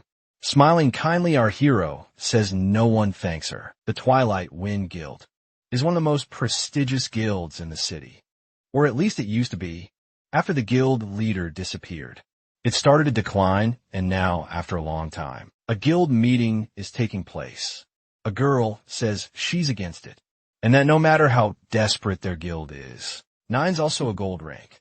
Says he agrees, and that Agnesa acted on her own. And above that, the man asks if he's just a porter pretending to be an adventurer, saying that a porter and a fraud doesn't sound like anything special. Pororo, a bronze-ranked priest, asks if it's really necessary to be so harsh, and says he's in favor of recruiting him. The girl says if he's in favor, it must be because the guy has a pretty face. Stoneman tells them to stop fighting, since there's no point saying that Agnesa is already gone. He's a bronze-ranked tank adventurer, and asks whose side he's on, while Pororo warns him to think carefully or he might lose his heels. Feeling the pressure, he stammers, trying to explain his point, when suddenly someone appears, saying there's no need for debate. Then another woman shows up and explains that they've been rejected. The entire group is shocked by the news that they were rejected, and seems unable to believe it. He starts wrapping his hands in bandages and tying up his messy hair, saying that now everything's set. His friend asks if it wouldn't be better to rest a bit more before heading out. But he says he's fine and that standing still only makes him uneasy. He says she understands and asks why he refused the guild's offer, since guilds come with a lot of benefits. Our hero says he knows that joining a guild comes with many perks, but on the other hand, getting involved with lots of people leads to headache. He explains that he prefers how things are now. She won't pressure him, but she insists that this is the second time he's crossed paths with the Dawn Guild, and asks if it wouldn't be safer to be under a guild's protection. But he tells her not to worry, and that either way, he managed to come out unscathed both times, and asks if she really thinks they go after a mere porter. Running off, she says it's fine then, and that she needs to return to the association. And our hero smiles and thanks her for everything, but she says she's the one who should thank him, and if he ever needs anything, he should come see her at the association. Our hero gets thoughtful for a moment, but then gives a gentle smile and nods excited. He thinks about checking the rewards before leaving, since he really wants to know what he got, imagining it could be a weapon or something valuable. Then he opens the bag and calls out for Gluttony, asking where he's hiding until he finally finds the little creature. He asks if the creature saw what's inside the chest and what kind of rewards they got, but the little thing says there's nothing. Naughtier says that sounds a bit suspicious, but Gluttony insists there's nothing suspicious about it. However, our hero doesn't seem convinced. He tells the creature to step aside so he can check for himself, while the little one screams no. Our hero begins to open that beautiful chest, but suddenly he's stunned by what he sees. Then he asks what those things are.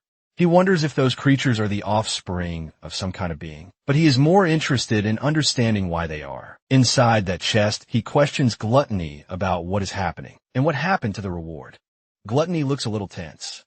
He then explains that he did nothing wrong and was simply organizing the bag as usual. And when he opened that chest to arrange things, he noticed there were items inside that resembled stones. Then suddenly one of them began to crack and a small hand emerged. The creature was fascinated by it, and out of nowhere those little beings were born. Our hero thinks that if this story is true, then they must be stone monsters.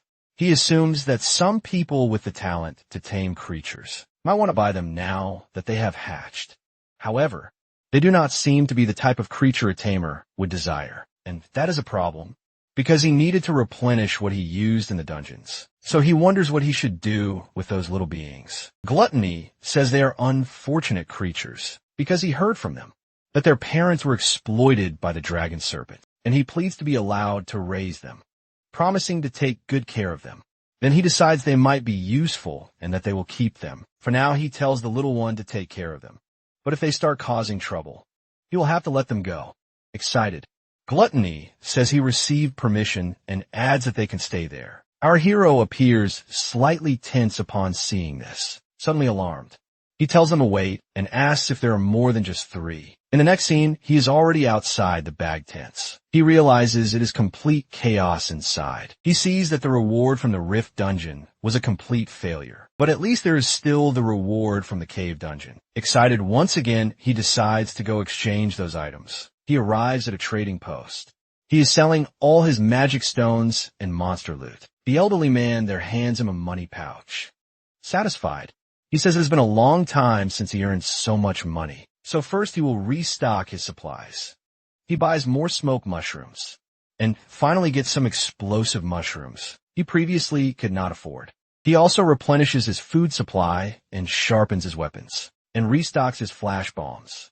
He sets aside a portion of the money to give to Van and Nero, and finally with what remains, he thinks he might go on a small culinary tour for himself. So he happily strolls through the city while someone watches him from a distance, asking if it is really him, wondering if he is the young man who caused problems with the Dawn Guild. This person thought it was just a rumor, but now he sees that the boy truly is a white rank. He thinks that sending genuinely weak individuals to prison is one thing, but he heard that the boy managed to deal with Durican, that he normally would not care about someone of white rank, but this one might actually have some hidden ability. Then he says he has expectations, that he hopes the boy does not disappoint him. He prepares himself from the top of a rooftop and makes a powerful leap forward. Our hero is walking peacefully through the city, enjoying the moment until suddenly he seems to notice something. The stick of the popsicle he is eating splits in half. Naji yells, asking who he is excited. The man says he is starting with hostile intent and adds that the young man is already reacting, wondering what this man is talking about. Then, without any warning, the man attacks again, and Nagi barely manages to dodge the strike. The opponent demands that he stop holding back and show what he is capable of saying. He wants to see the abilities he used to challenge his guild. Our hero becomes slightly tense with the situation and wonders who this person truly is. He notices the emblem on the man's chest. Our hero senses all of his hostility and realizes he cannot simply stand still. So he decides to act and pulls a weapon from his bag. His opponent asks if he is ready to get serious now and says he wants to see what kind of sword techniques he used to face Jeff Man. Then our hero charges with some mushrooms tied to his sword and uses a set of special porter tools, specifically a low-grade explosive mushroom bomb. Suddenly, a massive explosion goes off. Smiling, he says only a lunatic fights adventurers head on. As he runs, he thinks he's going to die. He starts shouting in the middle of the street, begging for help, asking someone to save him. He yells for the guards and says someone is trying to rob him. A guard approaches and asks what's going on. He points and says that man is a thief pretending to be an adventurer and that he tried to kill him, and asks if that's Nade from the Dawn Guild. The man says he's disappointed that he ran away. Our hero wonders if this is the revenge Petra mentioned, but still thinks it's insane to do this in the middle of the city, no matter how mad they are. The guard apologizes to the man and asks if he can inquire about the incident. The man smiles and asks what incident he means, then pushes off the ground and asks if he means this. In an instant, he reaches our hero and asks if it's about a little discipline knot. He gets hit hard and is sent flying into a wall. He adds that everyone knows what happens when someone messes with the Dawn Guild. Our hero shouts that it's a lie, then yells, explaining that it was the members of that guild who tried to kill him, begging him to believe it. People around them just watch. He grows a bit tense, thinking there's no way out and that Petro was right. The guild holds considerable influence. So in this situation, no one will take the side of a white rank like him, because helping him won't benefit anyone.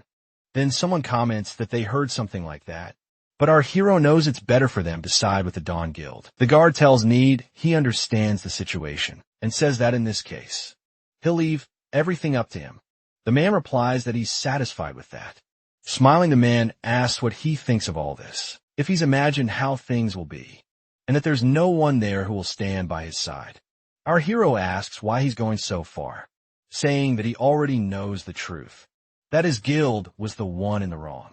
He adds that it's all over and asks why he wants revenge now, and that the Dawn Guild doesn't let even small losses slide. That's how they make sure everyone who sees and remembers to be afraid. Anyone who harms the guild will pay the price. He's just a tool to make sure everyone remembers that fact. But he tells him not to worry because he's not going to kill him. He explains that he carries the medal of the last man he killed, but it'd be a waste to carry a white medal, since there's no prestige in showing it off. So today he's just going to mark him, so that every time people see the scar on his face, they remember the event that happened on that day. Then, he activates one of his assassination skills and charges at our hero. He uses a cross-shaped slash, which comes very close to hitting our hero. He thinks there's no one here who would take his side, when suddenly that attack gets something. He thinks maybe that was what he believed in. But a woman appears in front of him. She orders the man to lower his weapon. She explains that he belongs to the Twilight Wind Guild, and adds that at this moment, any attack on him will be considered an attack on them, followed closely by his shadow. The thing asks if he's really okay with leaving things as they are. Says this isn't the result his guild would have wanted. But the man explains that there weren't many choices. Facing Agnesa wasn't part of the plan. He says that even if he had handled her alone, it wouldn't have been a big deal. But someone already took on Agnesa's debt. He then adds that still in the end, all of this left him feeling a little empty, because he expected the kid to do a bit more. For a porter, he's beyond expectations, but a porter is still just a porter, just another insignificant guy. Of course, things ended abruptly, but after being hunted like that, he's probably really shaken up and his shadow agrees. The man smiles slightly as the shadow asks what else there is, and a small cut appears on the man's face. He wonders how that happened, if it was Agnesa who landed a hit. But his shadow asks if he hasn't realized it yet, tells him to do something slowly. He should retrace his steps one by one. She tells him that from the very first moment she encountered him, until the moment the boy pulled the weapon from his backpack. The shadow says that at the moment Nate thought he had finished him off, that exact moment when he believed it was all over, says that Nate thought the boy had completely given up. He remembers that X-shaped slash heading straight toward the kid. Then the shadow continues saying the kid did something, that he hadn't given up and had been waiting for that chance. Then our hero pulled out a hidden blade from his sleeve, already prepared to counterattack. The shadow explains that even in that situation, he used the fact that Nade was above him and pulled a concealed weapon. In his memory, our hero remained still as the attack closed in. At that moment, he remembered that no one in the world would take a porter's side, and that he had to protect himself. So in that decisive moment, the boy threw the weapon at his opponent. That strike passed right beside the man's attack and grazed the assassin's face. The shadow asks how many times she's told Need that the moment he thinks he's defeated the enemy is when he lets his guard down and becomes vulnerable. The assassin says that this time he really did drop his guard, but he seems excited and says, "That was interesting." He adds that maybe he'll take back what he said about feeling empty. Then he and his shadow seem satisfied with the outcome, deciding they'll go meet him again in person. Moments later, our hero puts his weapon back in his sleeve, thinking he prepared that dagger just in case he couldn't pull weapons from his backpack. But that still isn't enough to be a proper adventurer. He figures that if Agnesa hadn't helped, he probably would have been in real danger. He wonders who that guy named Need is. He questions whether the Dawn Guild really sent an adventurer of that level just for petty revenge, and honestly doesn't want to cross paths with him again. Suddenly someone speaks to him, asking why he looks so deep in thought. The guy explains that Nide is notorious, even within his own guild, for being troublesome. He even controls a gang of thieves, and the guards turn a blind eye, but didn't believe they'd stoop so low. Agnesa says she agrees, and that's why. She figured they'd be safer in a dungeon than staying in the city. That's why she left them there. Naji asks if she isn't feeling like it's getting a bit cold. He says it's the first time he's ever seen a graveyard inside a high-level dungeon. That's a rank B graveyard-type dungeon, and adds that dungeons like this are like a walk in the park for them. He tells him to just trust him, the Great Nines, and focus on collecting all the loot while following his lead. Our hero thinks he's not wrong, because even though it's a rank B dungeon, they have gold and silver ranked adventurers and one above all of them, that being the mithril ranked woman. And having a mithril ranked member in a raid is practically overkill, but there's still a concern. In a high-level dungeon like rank B or above, it's crucial to build a balanced team to overcome the dungeon's challenges. But in their case, everyone is a warrior. And when a team leans too heavily in one direction, it's hard to handle unexpected obstacles. She says it looks like they're being welcomed by the dungeon as a group of undead zombies appears in the area. Those creatures observe the group of adventurers, and without showing any concern, the woman prepares for combat. She draws her sword and takes a battle stance. She says she'll clear the path.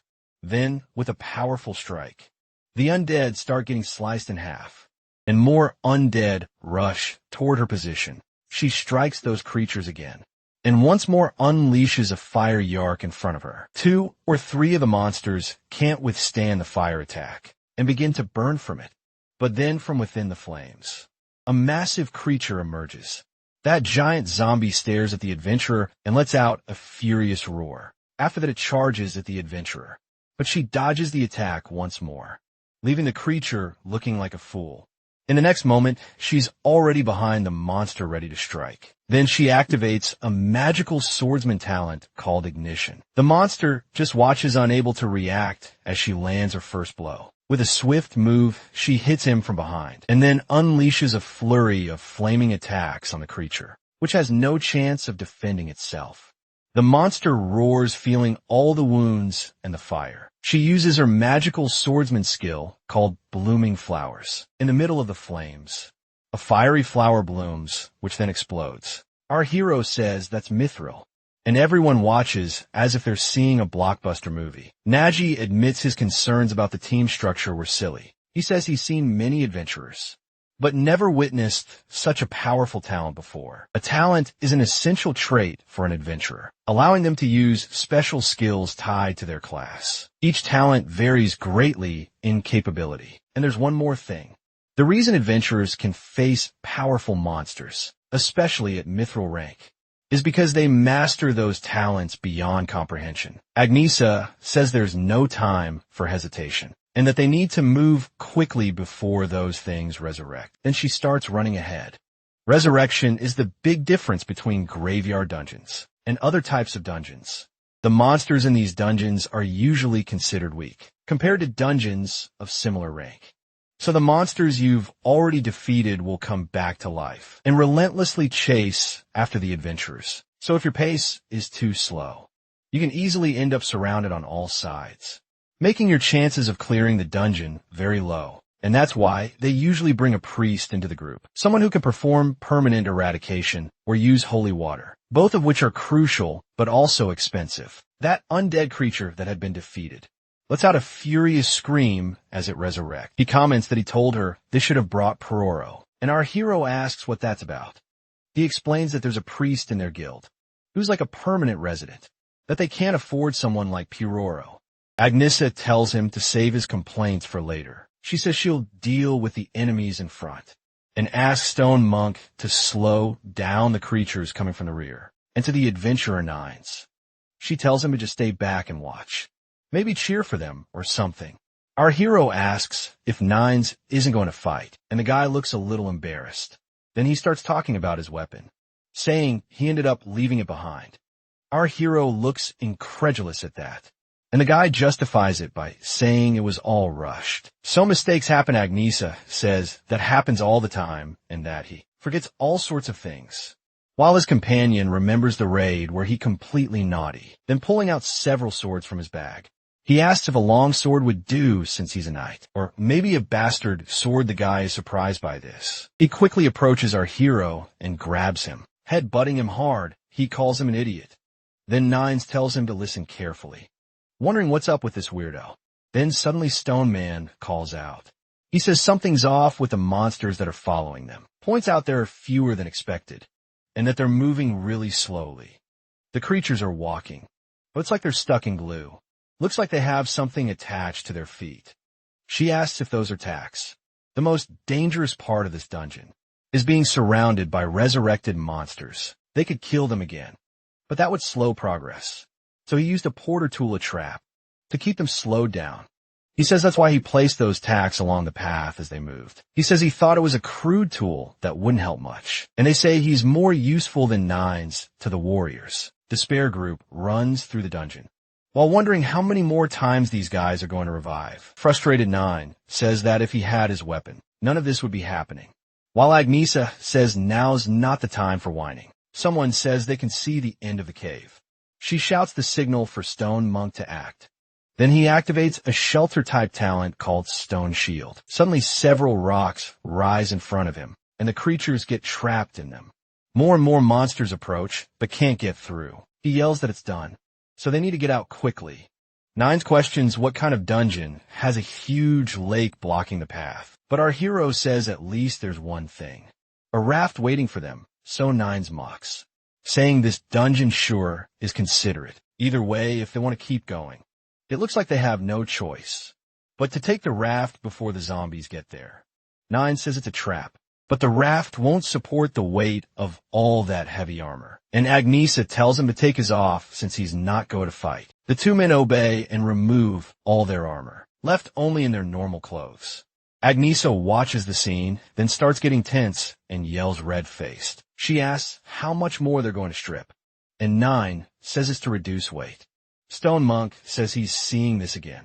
The next moment, the group is in the water and they continue across the lake. Suddenly, Nine starts laughing and he remembers that Agnesa let out a scream. So he mocks her, saying that even she screams. And she says that as if that weren't enough. He also left his weapon behind and is now useless. She says that's exactly the problem, asking why he made a vow he can't keep. Adventurers with the knight's talent make a vow that embodies their beliefs. This vow creates absolute rules they must follow, but in return, they gain great power. Nines made a vow that he would never fight with a weapon other than his Elizabeth Roberts. And because of that, he must follow this rule. In return for this vow, Elizabeth Roberts becomes an unbreakable. Legendary sword, the knight's vow, is literally a trade-off. And he says that even so, he and Elizabeth are unbeatable. But Agnesa says he always forgets. She comments that she heard about that bag and that it's really amazing, asking if things disappear when you put them inside. Nadia says the weight doesn't completely disappear the moment you put something inside. It's like powerful weight reduction magic activates, even with 2 suits of armor. Stone Monk says that's way more impressive than Nine's sword, especially because of that turkey they ate earlier, which was delicious, he says. He never imagined eating something like that in a place like this. The guy says they're right. Even Agnesa was busy munching on bread while rolling around with that zombie. The girl gets a bit embarrassed and says she didn't have a proper time to eat. She counters by saying he was just resting while she was out hunting, and he defends himself, saying he put in effort, while the other asks if he's on vacation. Our hero asks them to wait a second, and adds that it looks like something's about to happen. Agnesa seems to notice it too, each one packed with zombies. They all notice the enemies, and the boats begin to approach. He says that boat was a trap meant to drown adventurers, and the girl adds that fighting on a boat definitely puts them at a disadvantage. In disbelief, Nines asks if she knew it was a trap and still put them on that raft, and the girl simply confirms that yes. There's no way they put a raft there just to help them. And Nines is surprised it wasn't a help. Agnesa thinks that the problem is that even knowing it's a trap, there are too many enemies, and she's the only capable fighter right now. She believes that even if she went from boat to intercept them, his raft will become a pincushion for arrows before she could reach it. Then suddenly someone says to leave it to him. He explains that whatever's out there on the water is tough. She asks if he's saying that bag can help them. And our hero excitedly says yes, but adds that they need to hold on tight. Everyone in the group is surprised by this. He uses the air compression technique, and then the air injection technique. In the next moment, a huge gust of wind burst out from inside the bag, launching the raft forward with a massive boost of pressure. Agnesa asks if that's wind magic. Our hero says it's nothing fancy like magic. It's just that he compressed air inside, and now he's releasing it. He figured out that if he left the bag outside on a windy day, he could capture and store that air. Either way, when he releases it all at once. Then they begin shooting at our heroes. Nadi grips his bag tightly and speeds the raft up even more. The creatures are caught off guard by this.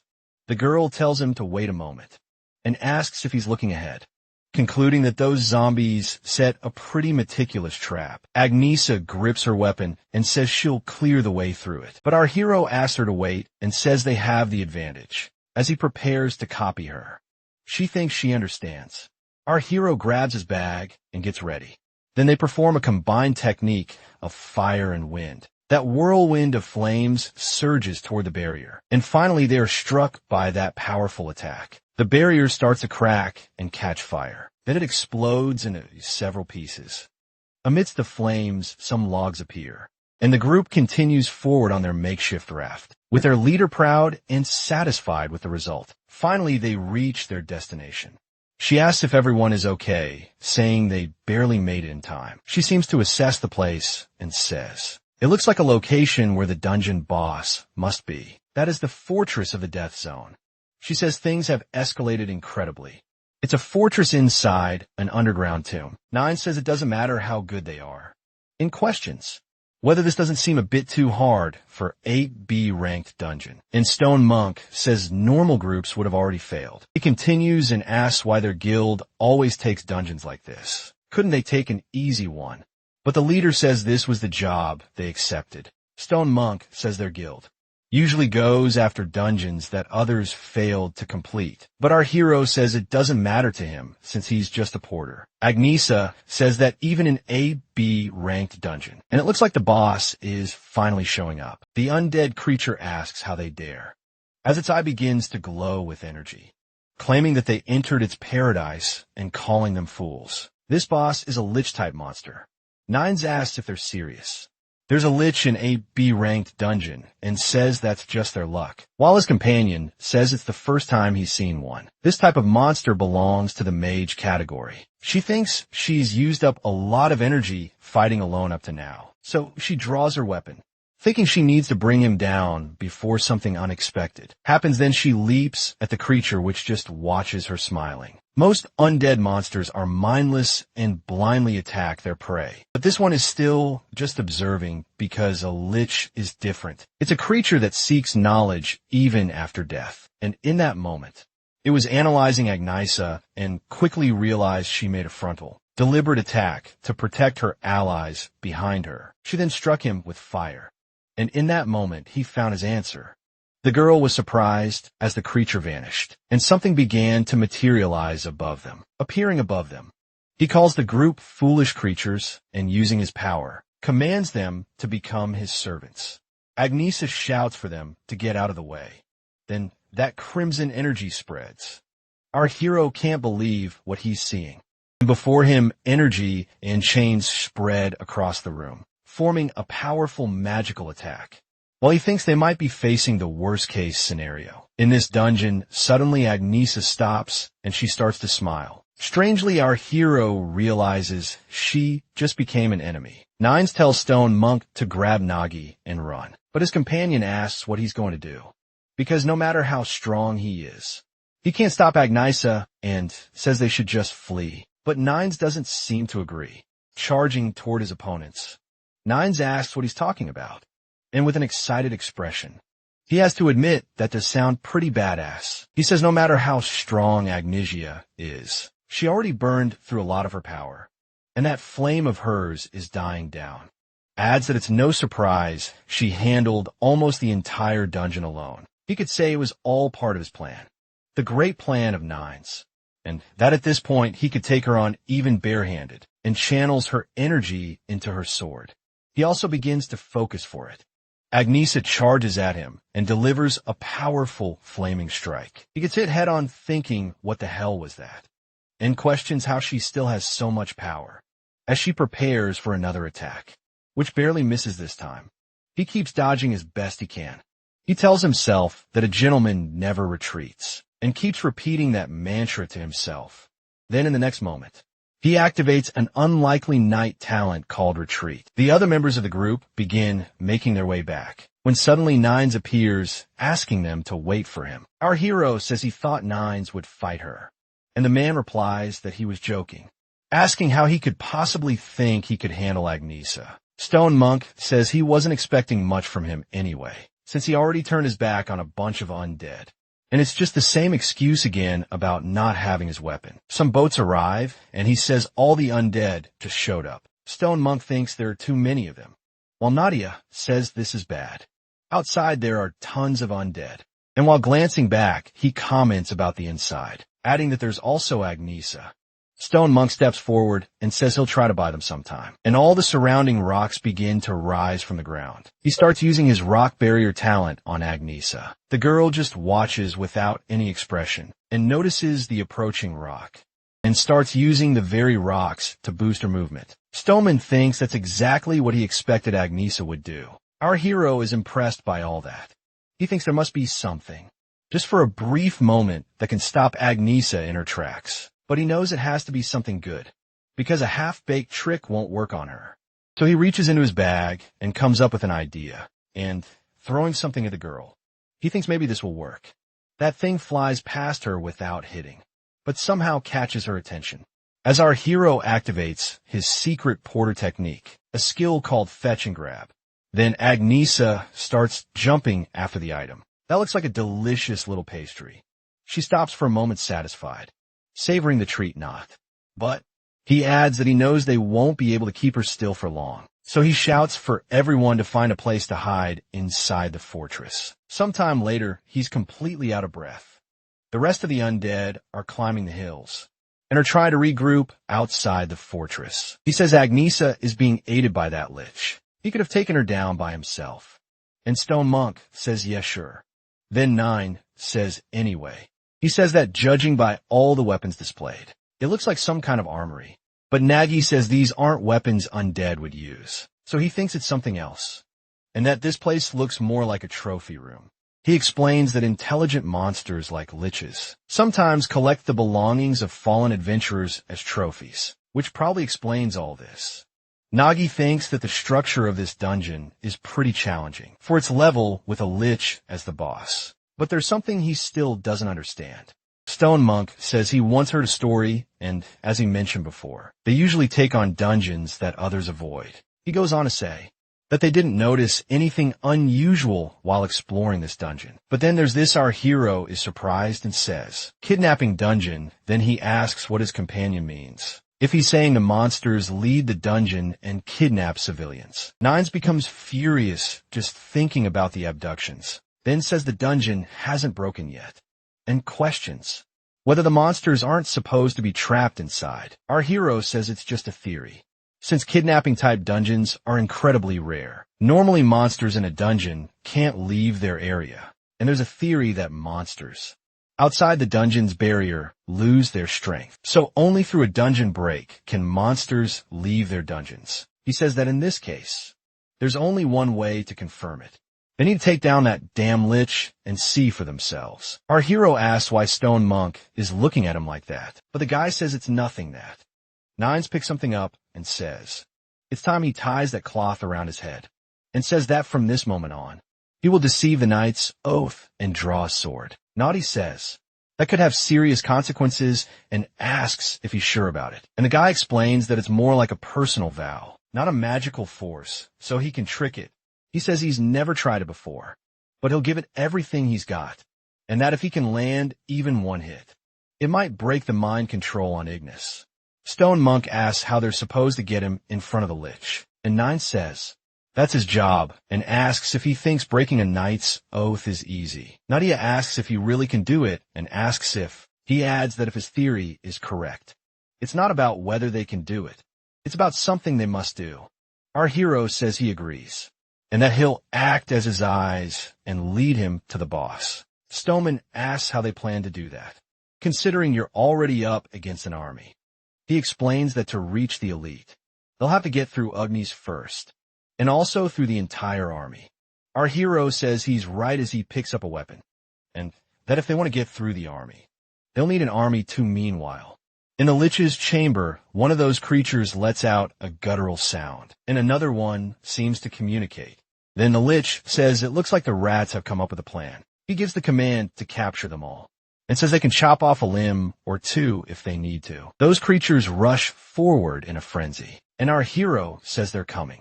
Suddenly one of the undead seems to trigger a trap, and a massive explosion erupts in the room, while our hero uses his bag to obscure the area with smoke. Nine says he can smell something delicious, and Stone Monk tells him to hold his breath, while our hero calls out for gluttony.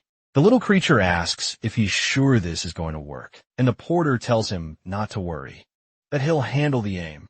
He explains that gluttony just needs to pull the trigger. Then in the middle of all that, smoke, a cadaverous figure appears. The undead creature looks surprised by what it sees. Our hero holds his bag in front of them. Inside, a bright light can be seen, and also a cute little creature holding a crossbow. Suddenly an army of those little creatures appears, all holding crossbows. Gluttony shouts for everyone that it's time to earn their keep, then gives the order to fire, as dozens of arrows fly forward. Our hero uses a porter's secret technique called doggling gun. A hail of projectiles begins hitting the creatures. Nines asks what the hell is going on, while Stone Monk says it's awesome that whole army of monsters starts getting wiped out. Our hero looks very pleased with the result, and adds that they've made it straight to the boss room. Elsewhere in a large city, the late afternoon sun falls on that massive building. A girl asks Petra what she's been writing so much lately. She adds that Petra's been acting strange ever since she returned from that rift dungeon and asks if she's writing some kind of research or something like that. But Petra laughs and says it's nothing. She just has a few questions on her mind and is organizing them. Her friend asks questions. Then she says, she's been wondering if you really need a combat-related talent to become an adventurer, and the girl asks, what kind of obvious question is that? She replies that of course you do. If you don't have a combat talent, you can't be an adventurer, because people only become one if they have it. Someone is shouting, telling them not to mock him. Then it shows that his talent is sewing. Path each person must follow in life is determined very early on. Everyone goes through a job change ceremony conducted by the guild, where their innate talent is awakened. This process analyzes the ether in their bodies and displays their talent in written form on a magical device. As a result, the rules for becoming an adventurer became extremely strict. So there are people who say that it's better to discover your natural talent as early as possible so you can begin perfecting it from then on.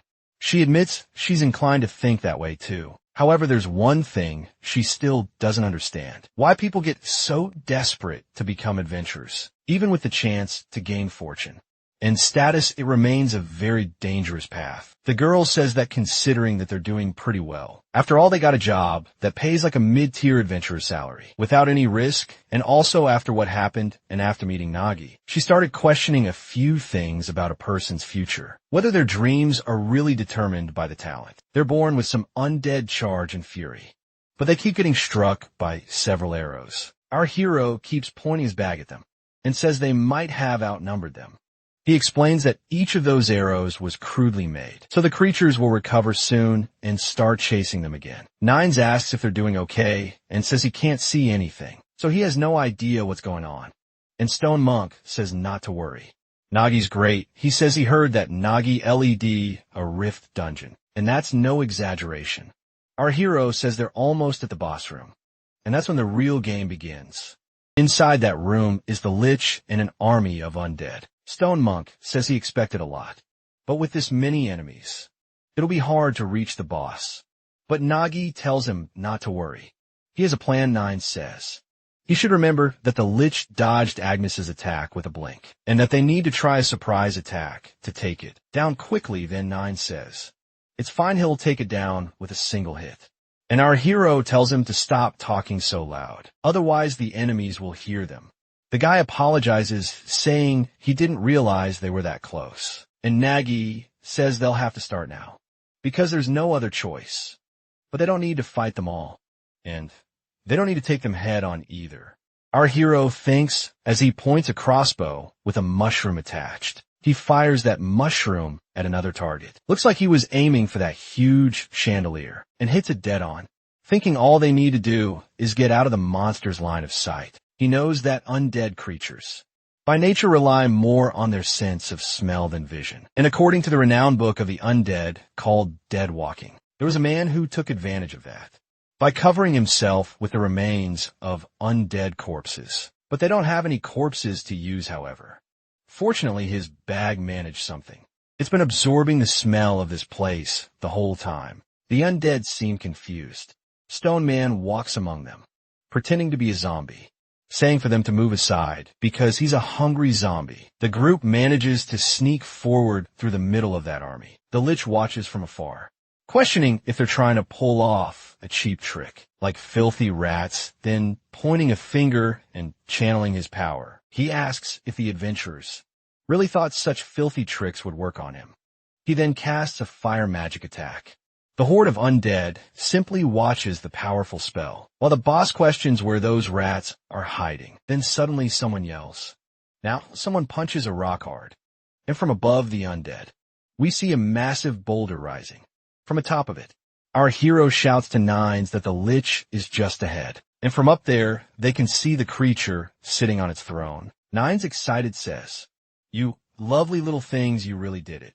Our hero yells that Agnesha is there, and says he'll use food to get her attention. Nine says he only needs one strike on that thing. He grips his sword tightly, while beginning to cast his magic. But Nines yells that he's not getting away. While the creature used his teleportation magic, Nine struck with force, saying he'll cut him down right there. But in the next moment, he's hit by a shoe. And our hero questions why she didn't eat the sweets. Then he tenses, thinking it can't be. Looking at the girl, he thinks he knows what happened. Then our hero tells Nines that it's not too late to try again. The knight then shouts and charges once more, and tells him to dodge because the undead are rushing toward him. He uses his protection talent. Rockwall creatures try to break through his stone barrier in vain. Stone Monk says he can't hold it for more than 5 minutes. Explains that his ether is running out and they need a plan. The girl says to Petra that there are people without talent who still want to become adventurers, and that maybe with rigorous training, they could match one the decisive difference between an adventurer and a non-adventurer is ether. Only with these combat talents can you accumulate and refine ether in your body. Of course, a low-level dungeon could be cleared by a well-trained common person, but against high-level monsters, or the inevitable boss that awaits in every dungeon, without ether, they simply can't be defeated. Our hero grabs his bag, once again determined, and several arrows fall to the ground. While in that conversation, someone asks if any of them could become an adventurer. The Lich simply smiles, waiting for the attack. A massive explosion erupts in a room. Nines appears to be furious. Nines says he'll hold them off so that he can run. But our hero says he can't do that. And Nines says it's the adventurer's duty, and that since they failed the dungeon, the responsibility is theirs. The Lich watches and says it's pathetic. The creature casts a spell while the group curses the situation. That dark energy rushes toward them, striking the area head on, and the creature floats toward them, saying they aren't even worthy of being entertainment, that they're nothing more than insignificant worms, unworthy of facing him, and adds that he hopes they'll amuse him another way, by watching their former comrades kill each other. Our hero prepares himself as Agnieszka charges at him, thinking about Agnieszka elsewhere. Petra is in a library. She seems interested in a book. It says it's the story of a man without talents becoming an adventurer. Another inspector finds Petra and asks why she's so obsessed with this, even after burying herself in books. While Petra talks about adventurers, talents, and ether, the girl says she thought she had made it clear that without either of those two, a normal person can't become an adventurer. She asks Rosad if she knows how many porters take part in dungeons each year, and the girl asks where that's coming from. All of a sudden, the girl thinks about it and says, even if they push themselves 2 or 3 times a week, that's the limit, so Petra concludes it's a little over 100. She adds that yes, it's normally 100 by 150 at most. Then she says that according to the guild's records, there's a porter who managed to complete 300 dungeons in a year, and asks what kind of person she thinks that is.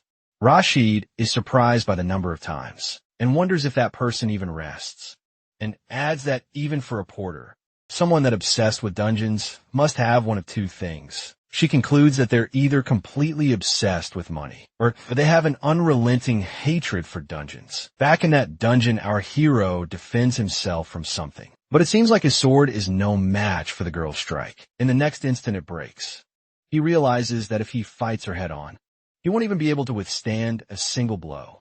And more than the difference in weapon quality, the real gap is between Agnieszka and him, and this time he equips a shield. He thinks he needs to have at least one advantage. When adventurers are clearing a dungeon, Porter has nothing to do.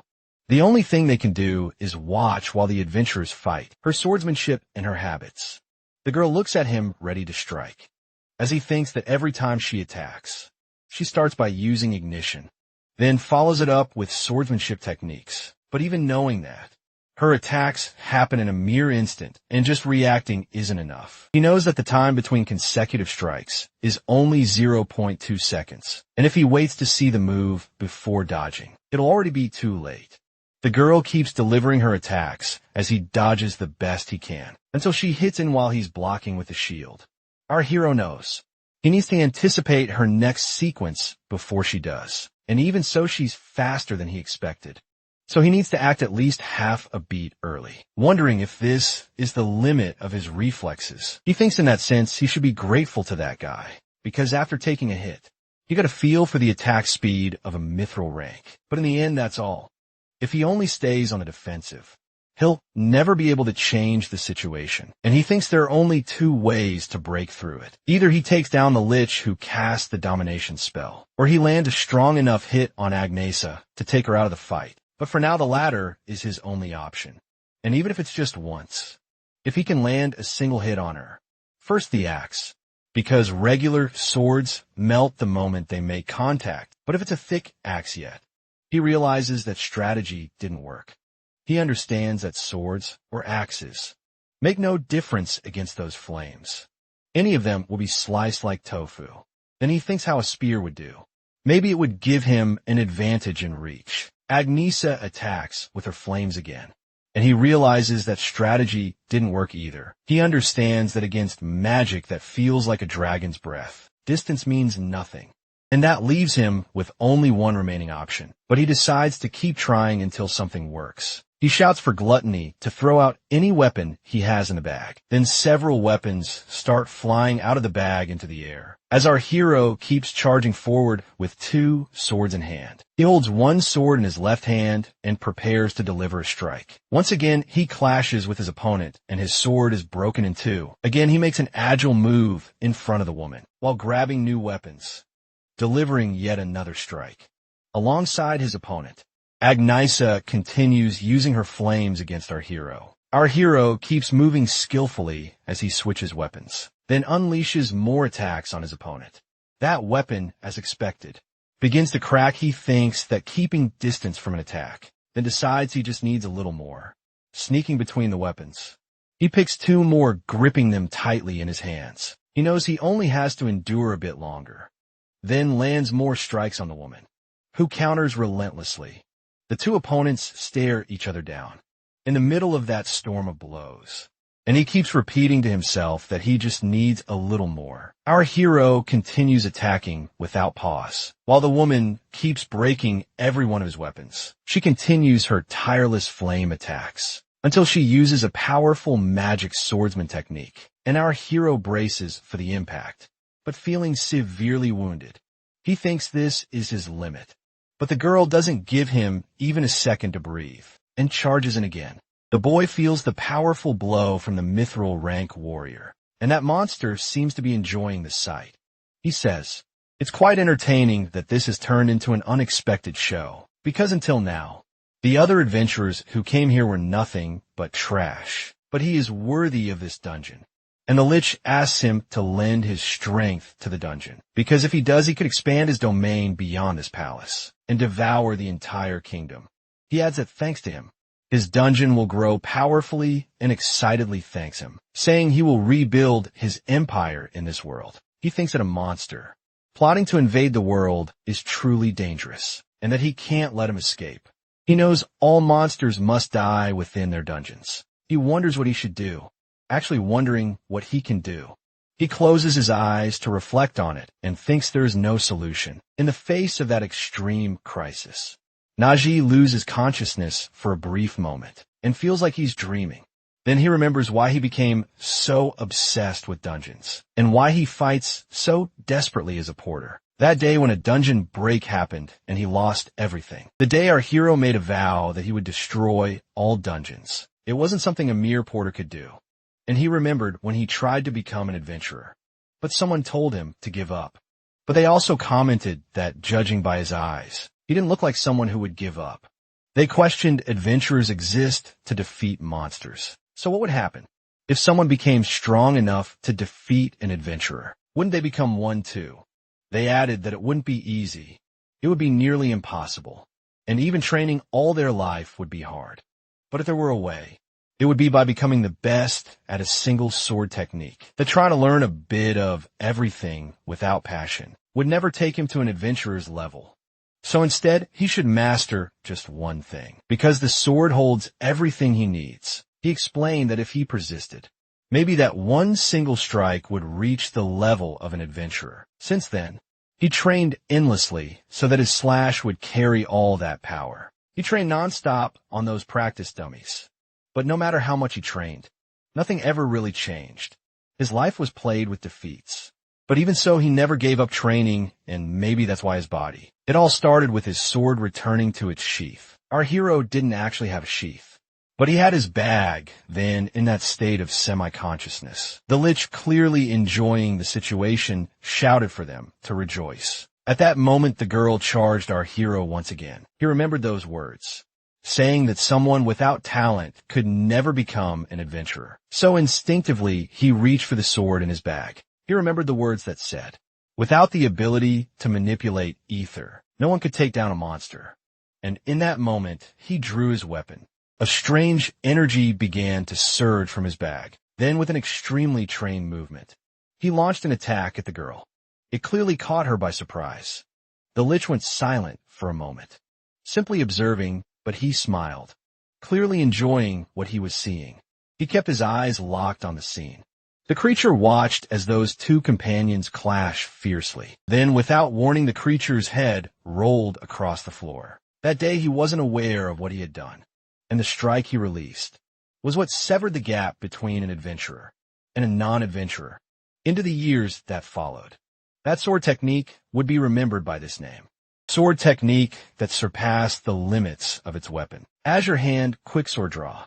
The number of dungeons keeps growing at such a rapid rate that humanity's fragile power can't stop them. With this endless wave of dungeons emerging, the kingdom stands at the brink of destruction. But in response, humans awaken to the ether as a reaction to this threat, and under the name of adventurers, they begin conquering these dungeons. Someone once said that the distinction between an adventurer and a non-adventurer is not discrimination. It's a system meant to protect them. The girl says that was back in the day. There were people who refused to accept reality, those who entered dungeons without the talent to be adventurers, and adds that all of them died. But maybe that isn't the most logical perspective, and maybe that's not the real truth. Because on the day of the dungeon break in the Rift dungeon, she remembers when Agnisa appeared, and also the way our hero looked at that adventurer. She felt as if his eyes were saying he wanted to become an adventurer. She thinks she'll leave those words behind. Agnisa is surprised, wonders how that happened, asking Nadi how he managed to pull that off. The creature screams, calling him a bastard, asking how he dares to touch its body. Then the creature flies into a rage, chanting, and begins to use its power to regenerate. Our hero knows that liches are troublesome monsters, though they are mages. They possess absurd durability due to their life vessel, and that core must be destroyed or else they can revive. Our hero knows he has to deal with this, that he needs to wield his sword once more. But he realizes his body won't move anymore. Agnisa tells him to rest now and that she will fix her mistake. The creature tells her to come forward. Calling her human, then extends its hand to cast another spell. She thinks that there are two ways to put an end to a lich. One is to find and destroy its vital vessel. The creature says it's useless, claiming that it is immortal. Agnisa doubts that claim. She says he covered her entire body with mana to control her, but that wasn't much different from exposing his weaknesses, because by following that mana flow, during the moment she was being controlled, she seemed to have realized something. What she found by tracing that flow was his life source. Then she says she knows what his vessel is. The creature curses her, refusing to believe what she's saying. She hits that object dead on. Then suddenly he's struck square in the face. He laments, saying his dream is crumbling, while the adventurer sheathes her sword. She asks our hero if he's okay and what sword technique he just used. Who knows? He says he has no idea. He just thought he had to stop him somehow. And that thing ended up working. But either way, he's really happy it's over and thanks Agnisa. But the girl says sincerely that there's nothing to be proud of, and that all she brought was suffering for everyone, so she's not fit to be a leader. She says that even though she was under the elite's control, she clearly remembers everything that happened. She thinks that even though she wasn't moving on her own, he fought her head on as an equal, considering all her physical abilities, talents, and either. He still managed to overcome the differences in all those aspects. She's impressed because even while fighting her, he found an opening to strike the lich who was behind her, and wonders what technique that was. A man once told Ganesa to remember that and said that their guild, or rather the world, doesn't need adventurers with great power. What they need are adventurers with great will. And that one day she would understand, because she would meet someone like that. A true adventurer, and that's why as vice captain of Twilight Wind, she needed to make sure he joined them. She explains that their guild isn't a typical one, chasing wealth or fame. They exist to eradicate dungeons and prevent dungeon breaks. Because of that, they end up taking on the hardest dungeons, ones that bring no treasure. Only hardship. That's why their guild doesn't look for great power. They look for those who have great will. People like him, who risk everything to complete a dungeon with no personal reward. All to stop a break, she extends her hand to our hero and asks if he would like to join their guild. She says that their guild needs Nagi. He's surprised to hear. It's a guild focused on preventing dungeon breaks. He knows he once wished for something like that, but had never found it. Because if he had, maybe a tragedy like that one wouldn't have happened. A man once said that he was already there, but that he had arrived too late, explaining that the entire village was already lost. All around him, he saw corpses of all ages. So he thinks maybe that outcome could have been different. And maybe this is what he wants to do. As he reaches out and clasps Agnes's hand, he says that if she's serious about this, then he'll try to stop the dungeon breaks. Satisfied, she welcomes him to the Twilight Wind Guild. Meanwhile, nearby, Stone Monk takes a nap until suddenly he wakes up with a jolt. He yells, asking Agnesa what happened with the Lich. And after hearing the story, he takes some time to process everything. He says that Agnesa broke the Elite's magical control and defeated him on her own. Clearly, he didn't understand what really happened, but she'll explain it to him. Then she says that guy didn't do anything, asking how long he's going to sleep. Then tells Nines to wake up. He wakes up and panics when he sees Agnesa, without thinking about what's going on. He charges at the girl who screams for him to wait. As he headbutts her, she yells that she's free from magical control now, asking if they saw that he, the Great Nines, saved Agnesa and didn't even need Elizabeth Robies to shine. The girl seems a little annoyed with the mark on her forehead. She calls him an idiot and says she's going to kill him, leaving the boy slightly frightened. And so they manage to complete that graveyard dungeon. Nine says that really put them through some trouble. So the leader says the dungeon is over. But there's still something left. Looking at the group, she says their job isn't done yet. Those memories that were recovered from inside the dungeon. Sometime later, someone is cooking a beautiful meal. A woman is cooking a huge pot of food, and she serves it in a small bowl. That's when our hero appears carrying something. He walks into the place, carrying a few belongings, and the woman starts crying. At that moment, she falls to the ground before him. Our hero thinks that in some ways, this is even harder than clearing a dungeon, but it's still something that needs to be done. Sometime later, they comment that it seems like they returned all the items that belong to the villagers, and that the remaining belongings from the adventurers will be handled by the association to find their rightful owners.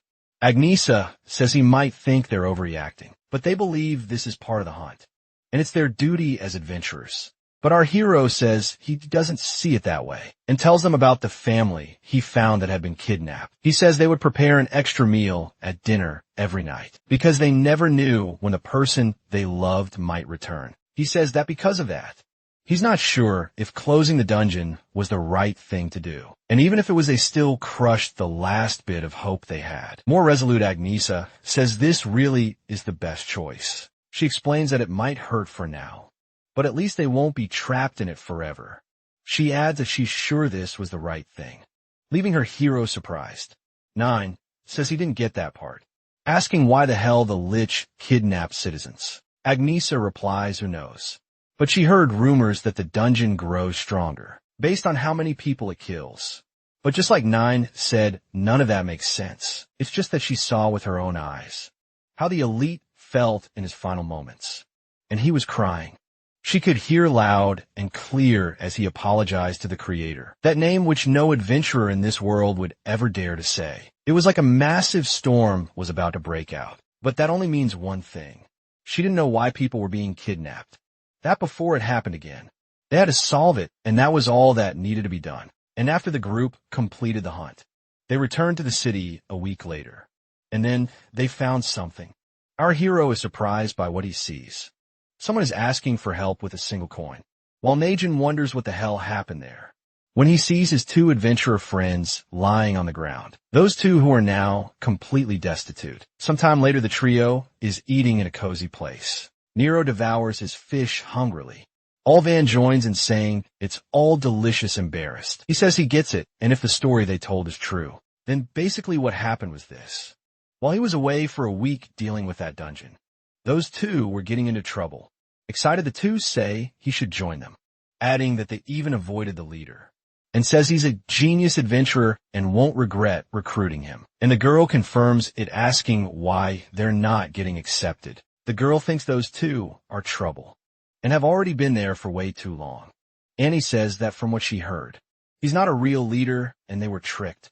But they get mad, saying he was a leader and that they need to recruit them. The girl knows there's a problem because none of that is working. They're not listening to reason. Then it looks like she remembers something and thinks this method should work. She says that in order to join, they have to pass a test, to the duo's despair. She asks why they're scared, but the two say to bring the test, they'll pass no matter what. Now another girl speaks, saying, that's at the entry test will be as follows. Get 5,000 gold coins, leaving the two of them stunned. They were so hyped up, but even combining everything they had, they didn't reach even 500 coins.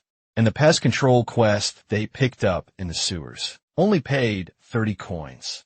Then they asked when they might be ready to join the guild, saying it would take time before they become old and tired. At one point, someone mentioned they heard they needed money. They questioned whether they dreamed of getting rich quickly. The guy explains that here they can put money in and make money. But if they make a mistake, they'll lose, saying this opportunity doesn't come around every day. Excited, the two think that this is the opportunity. It's perfect and they'll make a lot of money. What they didn't know was that this was the fastest way to lose money. That guy then tells them to get started. Excited, calling them dear fools, the duo is a bit surprised when they see how quickly the man moves those jars. And that was also the easiest way to lose money. Our hero asks if they were basically tricked and starved these days. And Van says yes, and that their leader saved them today. He laughed, saying he knew adventurers were careless, but he thinks they were idiots, and that the test to join was just a way to extort them. Van says he heard that Agnissa personally tried to recruit him, and he refused, asking why he did that. He explains that it was what he planned, but somehow ended up joining the guild.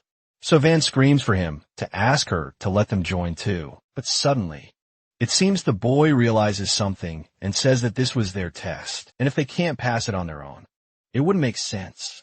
So the duo looks at each other, and it seems there's more to it. They scream desperately that it's too much gold, and ask him to help them today. Naji thinks about what he could do, since all his weapons broke in the last dungeon. So he needs gold too, but now there's a perfect way to make money. Thinks about checking with the guild to see if any dungeons are available. Excited, he says it's all good, that he'll help them, and asks them to follow him. Nero gets excited about that.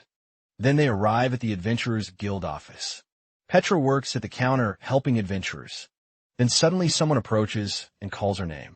She gets excited to see it's Nagi and asks what brings him here. Noticing he's with Van and Nero, Nero tells her not to be surprised, and that whatever they can get will help them make money. She adds that they'll get rich and roll in money. He tells her he wants to take these two to a dungeon. Petra talks about making money in dungeons. Excited, she asks if he's thinking about that dungeon. Then at another moment, a wagon follows. Sparking on the track, it moves along a long path inside a cave. Van seems worried about that. Excited, our hero yells for them to hold on, while the duo screams desperately in response. The guy says that the last dungeon they did require them to climb, and now wonders if they'll have to go down. Nagi says they found more things down there, but he reassures them not to worry as they're almost there. They finally pass through that passage. Now underground, the group continues their path. She says it's very strange that they went so deep, but didn't find any monsters. And Van says he was actually looking for a fight. It's a mining dungeon, also known as the Gold Rush Dungeon, rich in minerals, making it one of the best places to make money. Even after completing the dungeon, it doesn't disappear immediately. So guilds accept the mission to clear all the monsters first. Then they hire dungeon miners to extract the ores. In other words, this mining dungeon is already empty of anything valuable. But in the deeper regions, it's a different story, because transporting the ores from deep down becomes unfeasible due to the value. Excited, our hero tells them to look over there. Surprising everyone, he adds that this is his target, testing a bunch of shiny ore. This is a mining type ranking dungeon. Nero gets excited looking at all of that. And he says that unfortunately, there are high-quality minerals there. That's where her bag truly shines, as it easily solves the transport problem. Excited, he says that now that everyone understands, they should start and provide some mining tools. Then everyone starts working hard. He questions why every time they enter a dungeon, they end up doing something like this. And the girl complains, saying she wanted to fight some monsters for once. Our hero wipes his forehead. Feeling tired, he says he usually does this kind of work all the time, but adds that it's been a while since he's been this tired. As he expected, that sword technique took a lot out of him, and his body still hasn't fully recovered. He wonders what the hell that technique was. It felt like he had put every ounce of himself into that attack, and it was a sword technique that could rival a talented adventurer. He thinks about the possibility of truly making it his own. Then Gluttony suddenly calls out to Nagi, questioning if he came out of the bag because he smelled the minerals. He says that if he looks around, he'll probably find some mana stones to eat. But he says that's not it, that it's actually part of it. He screams in surprise and asks not to be pushed. Then, Gluttony tells the beasts of the minerals to take care and finish the job, he says, for the Now Corporation to gather. He completes it by saying not to leave any survivors, while the creatures work energetically and carrying those ores to the bag, asking if he knows how useful that is in there. But Nagi says that anyway, everything is going smoothly. While he was talking to Nero and Van, he seems surprised by something, but it looks like Nagi made a mistake. And there are taboos you never break in a dungeon. And the moment those words are spoken, the difficulty increases drastically. So now you forgot something important.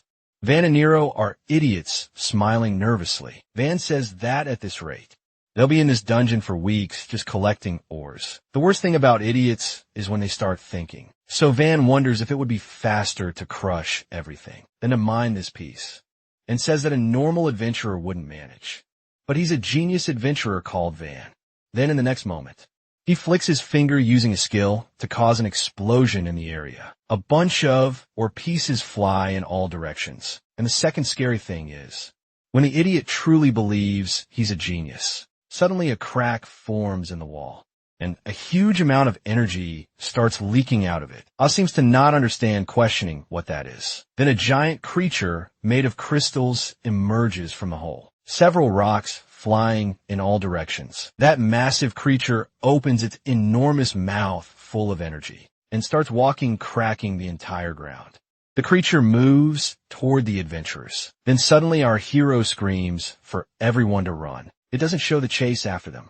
Nero screams, asking what the hell is going on and questioning. He didn't say the dungeon was empty. Then he explains that it seems Van's explosion opened a secret part of the dungeon. Our hero thinks about this secret entrance. Secret entrances are so well hidden that they are rarely found and are often referred to as a dungeon within a dungeon. But if you find one, there are usually many valuable things inside, which many adventurers see as a dream come true. But not for them. The guardian inside is rank C. A Yellowstone golem. There's absolutely no way for them to handle this. The girl tells the captain to look ahead. Then she adds that the exit is blocked. Our hero says it looks like the explosion reached even that place, and Van wonders if all of this is his fault.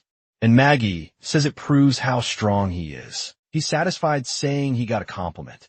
But his companion says it doesn't really seem like a compliment. Gluttony appears and says to leave it to them, and that the Null Corporation will clear the way. Nero says that a bunch of little ones are coming out of her surprise bag. She compliments Gluttony, saying it was great, as even a route to escape will be cleared. They'll need to distract that huge creature. Van says that all this mess happened because of him, so he'll handle it, but our hero says no, because it's dangerous. He then asks if he can't use his fingers for summoning. Wouldn't he just be the equivalent of a normal person? Nero says to leave it to her. Then, and excitedly, says that there's finally a monster to fight, completing that she's been waiting for this moment. Then she charges at the creature, saying she will take down that thing by herself. Our hero tells her to be careful, explaining that golem fighters aren't exactly a great match. But the girl doesn't listen and prepares her powerful kick. She hits the golem's face squarely, but seems to realize something unpleasant. Holding her injured foot, she says that the creature is too tough. As the golem chases Van, our hero asks if the girl is okay, and she says yes. He asks if Nero has any special abilities she can use, and the girl seems excited. She explains that her special ability is athleticism and flexibility, and Van yells, calling her an idiot.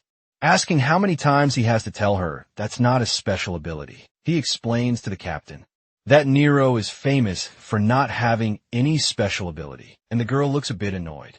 Our hero thinks this is unfortunate, because if she had a useful ability, they could find a way to use it.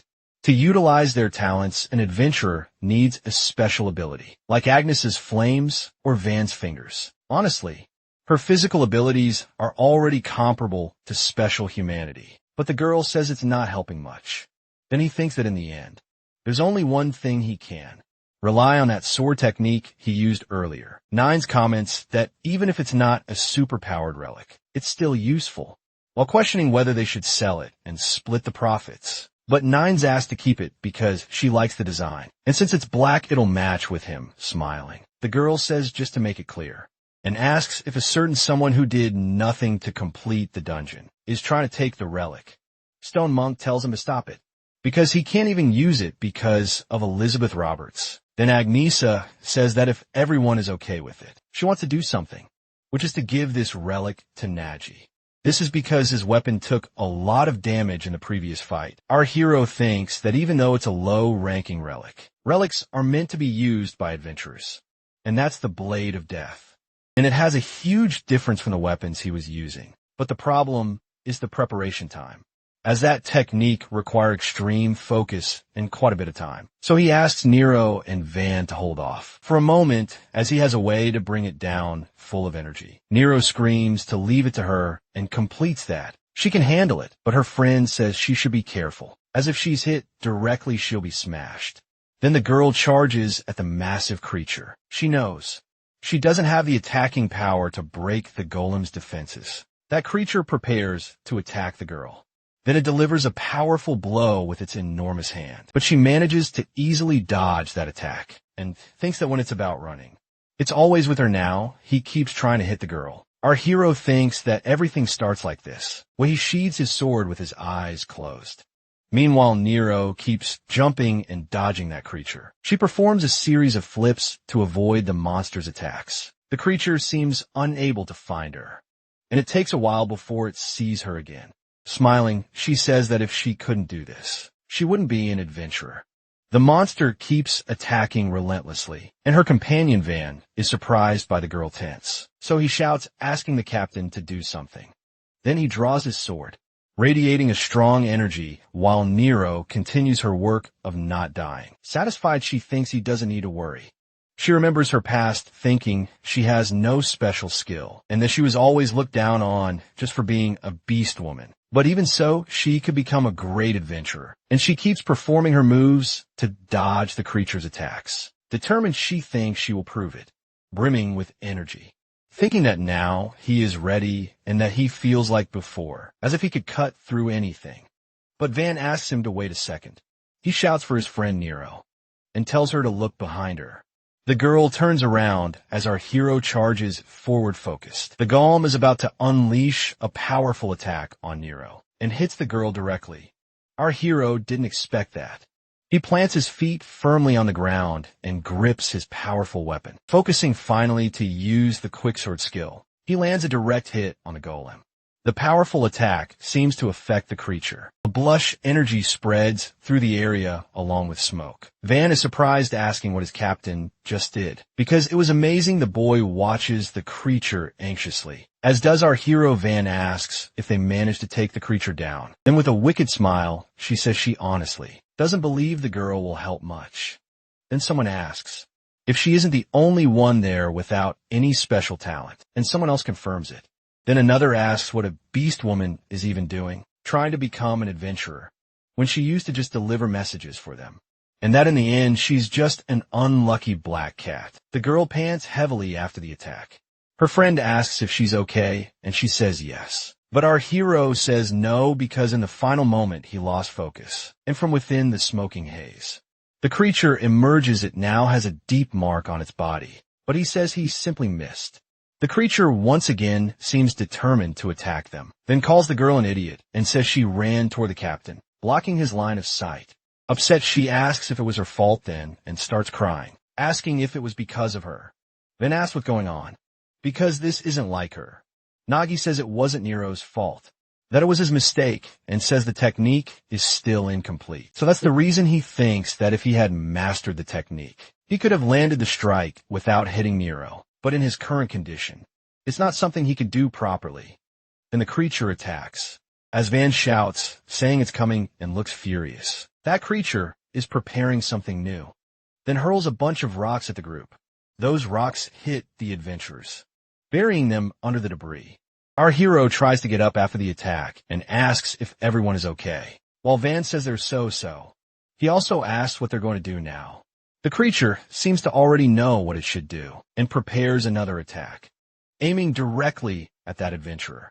He screams in fear while Nero yells, telling it not to dare touch her team.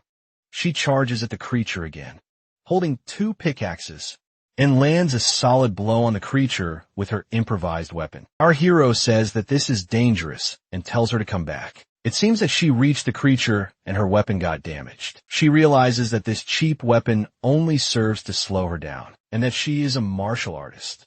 As a true martial artist, she simply moves forward. Nero sees several cracks in the golem. She then decides to aim at the cracks her leader created. If by any chance once isn't enough, she will attack again, and if twice isn't enough, she will attack 3 times. And if 3 times isn't enough, she decides to keep attacking and see what happens. Her hand seems badly injured from the attacks, but Nero doesn't give up and continues firm. The creature seems to feel the attacks. It decides to strike the girl in her chest. She screams, feeling the force of the attack she just received, and falls to the ground further away. She remembers the time in the training field, thinking that she could have argued with her colleagues, who looked down on her and forced them to acknowledge her. But there's a catch if she did that. It wouldn't change anything because they would never truly accept her. And in the end, what she really needs is proof. And so she trained harder and better than anyone else. She thinks that Van may be reckless, but he can summon and create powerful explosives. She is the only flaw in this ride. Her friend asks what she is doing and tells her to get out of there. But the girl stays firm in her position. Determined, she watches the creature and decides that she will make it, and that she will prove her ability. The 2 boys are shocked by what they see. He thinks that this posture is something that he has no doubt about. He wants a phenomenon that he has seen countless times, while working as a porter behind the adventurers, which is something that only happens to adventurers. The girl remains there with her eyes closed, while it seems like her feet are stepping in some kind of water. Would you believe, she asks, if this could be it? Then a person says, you who walk the path of battle, you who seek strength, I will grant you my power. Completing, she must save the world. They say this happens to adventurers when they reach a moment of growth or achieve something, but he has never seen this before. Nero clenches her fist tightly, and at that moment she unlocks a new ability, an ability called Shockwave. Then she moves forward once more against the creature, using her martial arts talent, and strikes that enormous creature. Her attack hits the creature's hand that was attacking her. The monster seems to not believe what it's seeing, and it begins to be torn apart with several attacks. In the next moment, it's full of holes in its body. The creature seems to feel the attacks. The 2 boys are shocked by what they see. That enormous stone creature begins to crumble, and Nero seems determined about it. She says that she gains super strength. Special abilities adventurers are born with these talents and develop them according to their class. And these talents enhance their physical abilities. And since he received a special earth ability from Mage, he became capable of using rock-based defensive abilities. But if he had received a special nature-based Mage ability, he could use tree-related defenses. So special abilities are what differentiate adventurers. To have the same talent again. In that dungeon, everyone begins to work. Nero asks them to move aside and says that she will break it all down. Ready then, she uses her special shockwave ability. The creatures are shocked by what they see. She notices something strange. Our hero tells her to stay calm, that he's not entirely sure. But he's heard about it. He explains that it's the energy adventurers. Nero asks Van if he heard that, and says her special ability is wonderful. She seems a little excited about the situation. Our hero asks what that thing is. Van says that it suddenly jumped out of the jail. Nadia says it's probably soul resonance. He thinks he heard that necromancers can harvest the souls of monsters, and Van says now that he mentioned it. He remembers hearing something about that at the training grounds. Then he concludes that the thing basically belongs to him. He squeezes the little creature and says he feels something. He says his trade is patchwork. Suddenly he thinks he understands it, that he managed to visualize how to use it. And a mark appears on his wrist, granting him the ability soul imprint. And he uses one of the finger summons and activates his necromancy talent with a command. He tells it to rise, and a giant golem emerges before him. That huge creature stares ahead, and that the size difference is making him dizzy. And the monster obeys without hesitation. He says now that's much better eye to eye. Nero yells, asking why he's getting all the credit if she did the hard work. And he explains that obviously it's because he's a genius. Ben says he's going to undo the creature before it ends up exploding. Our hero thinks that this is how adventurers gain power in an instant, much faster than people without talent can. But he's truly happy to see how the two of them are growing, because the world needs more powerful adventurers to deal with the dungeons. Smiling Niney says it's all good, but to calm down, and that either way. Now all that's left is to check out the hidden room. Nero seems excited about it. He asks everyone to stay alert, even though they've taken down the Guardian. It doesn't mean there's nothing inside. He says that if they find rewards at the end of this hidden room, that would be great and they wouldn't need to mine anymore. They easily get the gold. Van hopes there's something valuable so they can get into the guild, and Nero also wishes for that. Nadia says they seem very close and want to join the guild together. But people usually split up after training and asks how that happened. Says he doesn't know and doesn't remember when it started. But Nero seems cheerful and wonders when they became friends. Then she remembers someone shouting at them, calling them brats, telling them to stop chatting around. Ben said that kind of boring talk wouldn't work on a future genius like him, while others told him to undo that thing before it exploded. Then she says there's no need to ask something like that, and that it's only natural for two aces from the training. Send her to stick together, the boy says that's how it happened, and thinks that aces end up staying together after all. Nero says now that she has a special ability. She'll be unstoppable, he then says. There's something he's curious about regarding the captain. Nero says she was curious about it too, and that strange things come out of it. Van asks if he doesn't have a swordsman talent, but Nagi says that's rare. He asks if it's true that normally people receive the talent most compatible with them during the class advancement ritual, but there are rare cases where instead of awakening a special talent, people receive an item or a customized piece of equipment, and his bag is one of those cases. Usually the items people get are useless and are considered failures. Nero says she never heard of anything like that and asks if she could try touching the bag, but our hero says he doesn't mind. But he tells her that for her, he'll probably just act like a regular bag. And the girl shouts that he's right.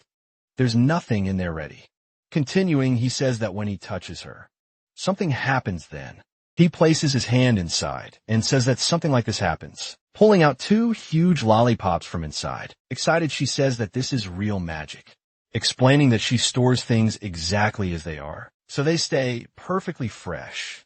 The girl says that with this kind of ability, he could already be rolling in money. And Van adds that it's an endless ability and that he wouldn't even need to be in dungeons. He laughs, saying that if it were just for the money, yes. But he explains that he uses it for various purposes, such as selling food from all kinds of famous restaurants. He also uses the bag to transport large amounts of supplies, but he's not doing this to get rich. Then he says to observe that they finally reach the end of this, and it's just ahead.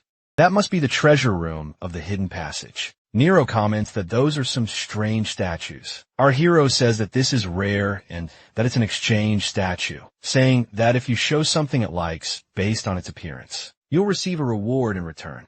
The girl screams, saying that she has nothing to offer, because this statue doesn't ask for valuable or expensive things. Our hero says that for a farmer statue, even a simple harvest will do.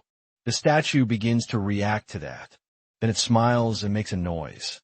Nero screams, excitedly saying that it's a gem. Then the whole group gets excited because it's a huge gem. Nadia says that this should be more than enough to reach her gold quota, and she says to go quickly and try to trade with the next statue.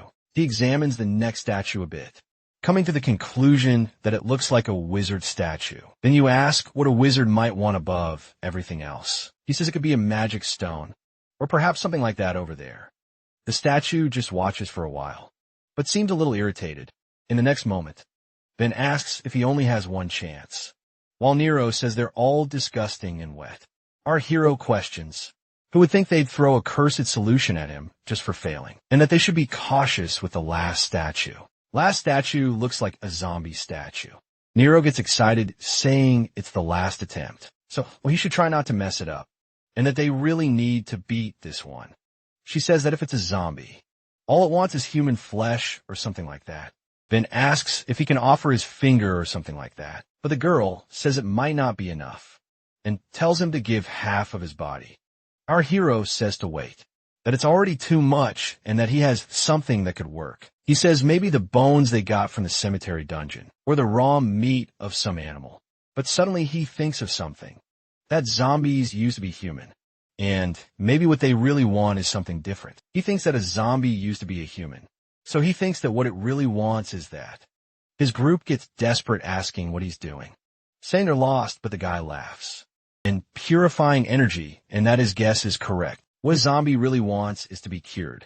That juicy apple drips its moisture, touching the hand of that zombie statue. Then something starts to happen, and then he appears excited, fishing and still in the late afternoon, sitting next to his little bunny. Golden light fills the entire place. Our hero tells them to look at the statue and says that this creature is beginning to heal, completing that this zombie statue is turning into something else. It's becoming a hidden statue.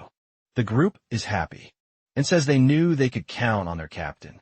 With a happy expression, the statue offers a chest to the group. They begin to open that reward, and a bright light comes from inside. Our hero is surprised when he opens it and says it's a relic. Sometime later back in the city at the guild headquarters, the girl is happy, saying they really brought everything. Van says that's nothing for genius adventurers like them, and Nero asks if they can join the guild now.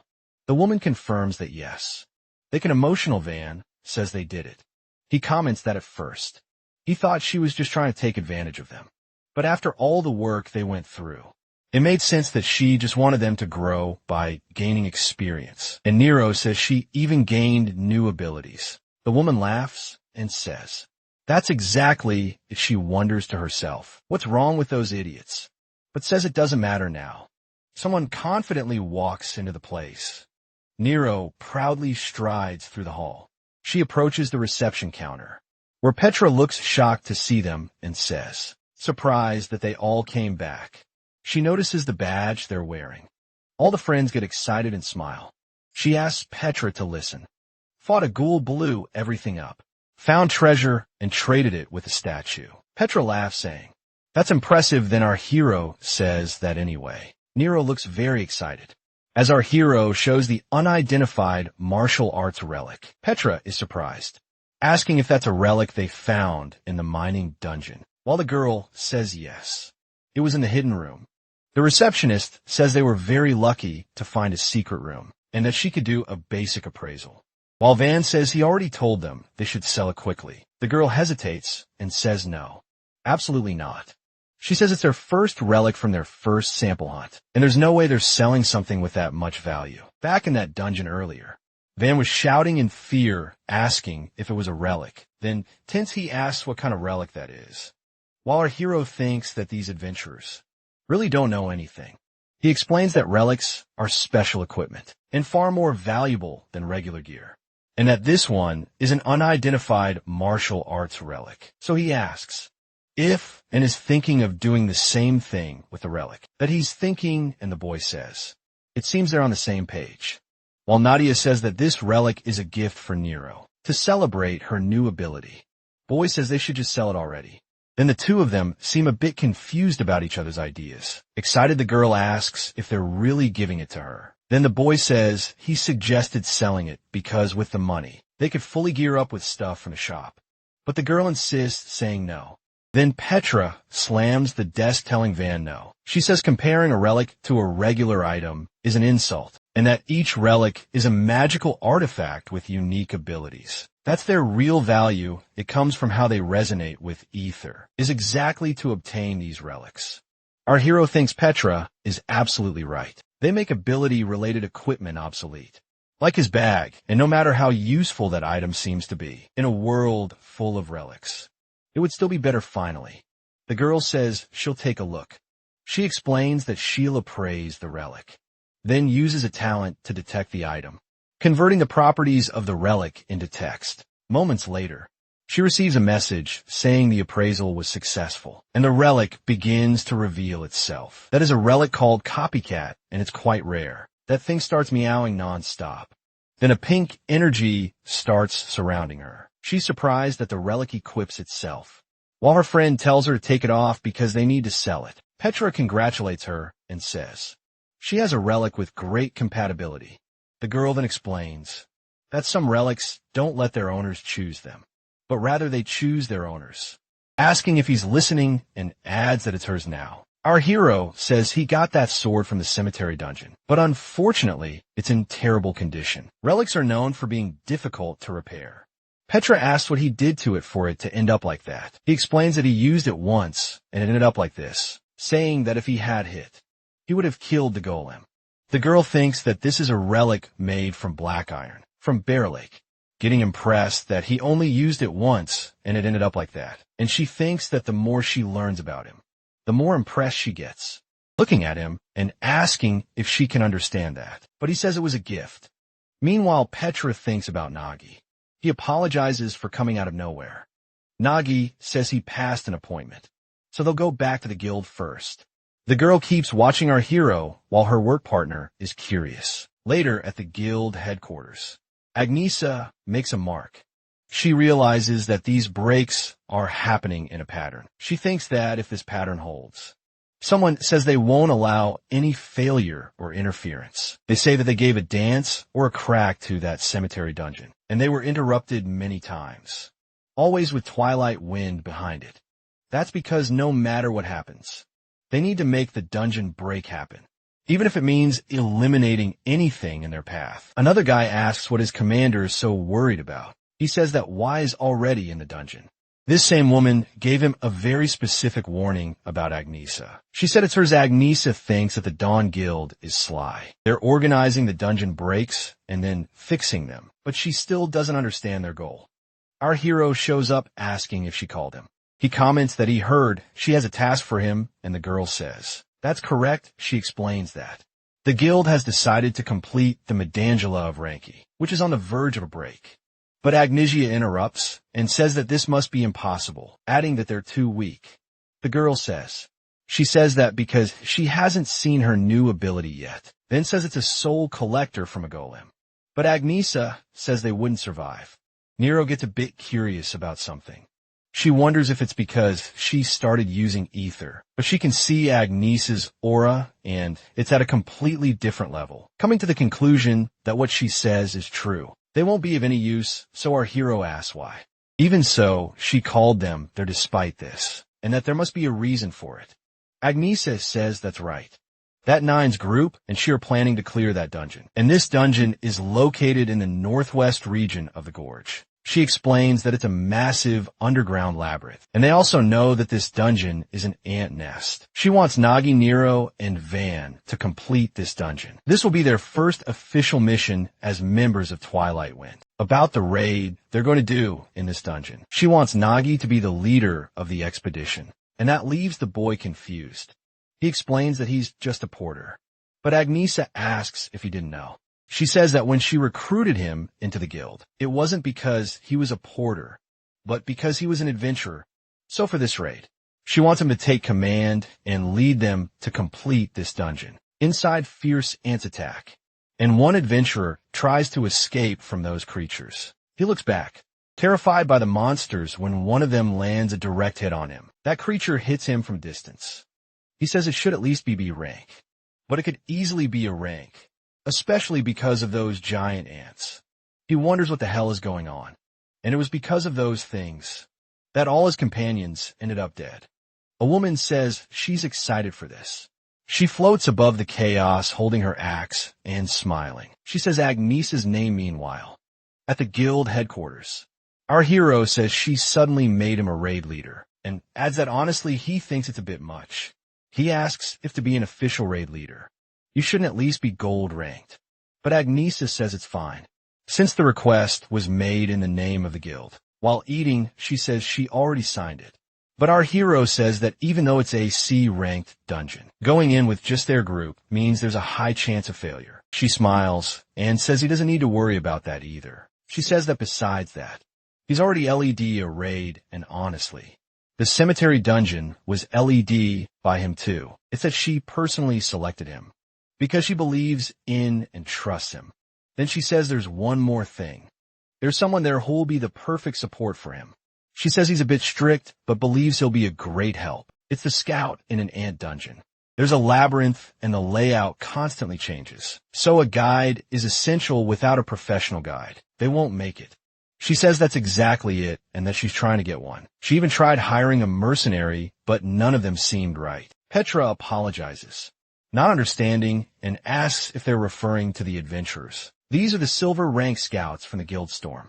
Raccoon Girl comments that it's been a while since she's seen Petra, since school, and enters confirming that she heard Petra join the guild. In unison, Petra says it's good to see her again. The girl asks her to wait a second. She asks if Petra isn't being a bit too casual, and says they might have been schoolmates, but she's still a white badge. She adds that she's a silver rank. Not like Petra, she says Petra may have had good grades in the past, but she didn't earn that as an adventurer. So maybe she should find her place first. Petra gets embarrassed and apologizes to the adventurer, and her friend replies she didn't mean to be offensive. Then she says she's sure she'll see her around. She says she might even have a few odd jobs to pass on to a friend someday. The girl asks if that's how classmates treat each other, and Petra says, yeah. But there are some stereotypes about scouts becoming talent inspectors. For others, the scout talent is used to lead a group on the front lines. So some choose to become inspectors instead of adventurers, investigating crimes that happen inside dungeons, and sometimes doing office work. But there's a truth: being an inspector often feels like a failure. People who don't have the talent or spirit to become adventurers. Petra says she believes that girl is a textbook example. Her friend questions if she isn't like that, saying that she could become an adventurer. And that's why everyone was shocked when she said she wanted to be an inspector. Petra says no, that he started crying and begged her not to do it. And Russia says that she understands. She then questions if this wasn't actually a decision made by her, and asks her to tell what she really wanted to do. Since she read the paper the girl was working on recently, she explains that it looked more like a diary than a thesis, and Petra questions if she really read it. Then Russia starts repeating a passage she read about Nadia, that she can say this based on the way Petra looked when she returned from the dungeon break. And Petra excitedly says that she saw a stone pig. She adds that she could see it in her eyes when the adventurers told their stories about that mining dungeon, and it seemed like she was shouting, wanting to become an adventurer. Sometime later, Petra walks through the hallways, and she looks thoughtful. While walking, she reflects on what her friend said. She says that the girl is right, but the truth is more than anyone. She wanted to be an adventurer, so she always went secretly to the training center, without her grandfather knowing. But when he found out and started crying, she realized something. More than chasing her dreams of becoming an adventurer, she wanted to be a good granddaughter who could make him happy. She knew how much he loved her after her parents passed away. That was all that ever mattered to her. It was a dream that was easy to give up or something like that. But her friend seems unconvinced. The girl then says Petra seriously. She questions if she's some kind of idiot. Catching Petra off guard, she explains that maybe it's true, that her grandfather wanted a safe life for her. But what he really wanted deep down was for her to have a happy life in the way she wanted, and calls her an idiot. Petra thinks that she really did that, standing in front of that huge door. She snaps her fingers, and the door opens for her excited. She says that she's there to take her test to become an adventurer. She explains that she would like to change careers, from inspector to adventurer. An old man with a mustache says that he doesn't know if this will matter, but frankly she's a great inspector, and thinks it would be better to continue like this, and she thought she'd give it a try. The man asks if it was by chance. Then he says that the correct phrase would be unfortunately, because he's the examiner today, and asks to introduce himself, saying his name is Mr. Pesci, but he believes he's more known by another name. My name was Adventurer Slayer. The girl is somewhat surprised by this. She thinks she's heard of him, and that he doesn't literally slay adventurers.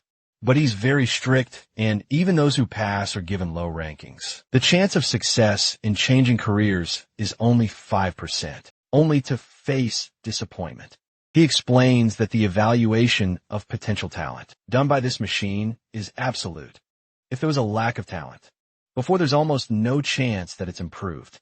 He says that there's no need to drag this out, that she should just put her hand on the device, and the truth will be revealed.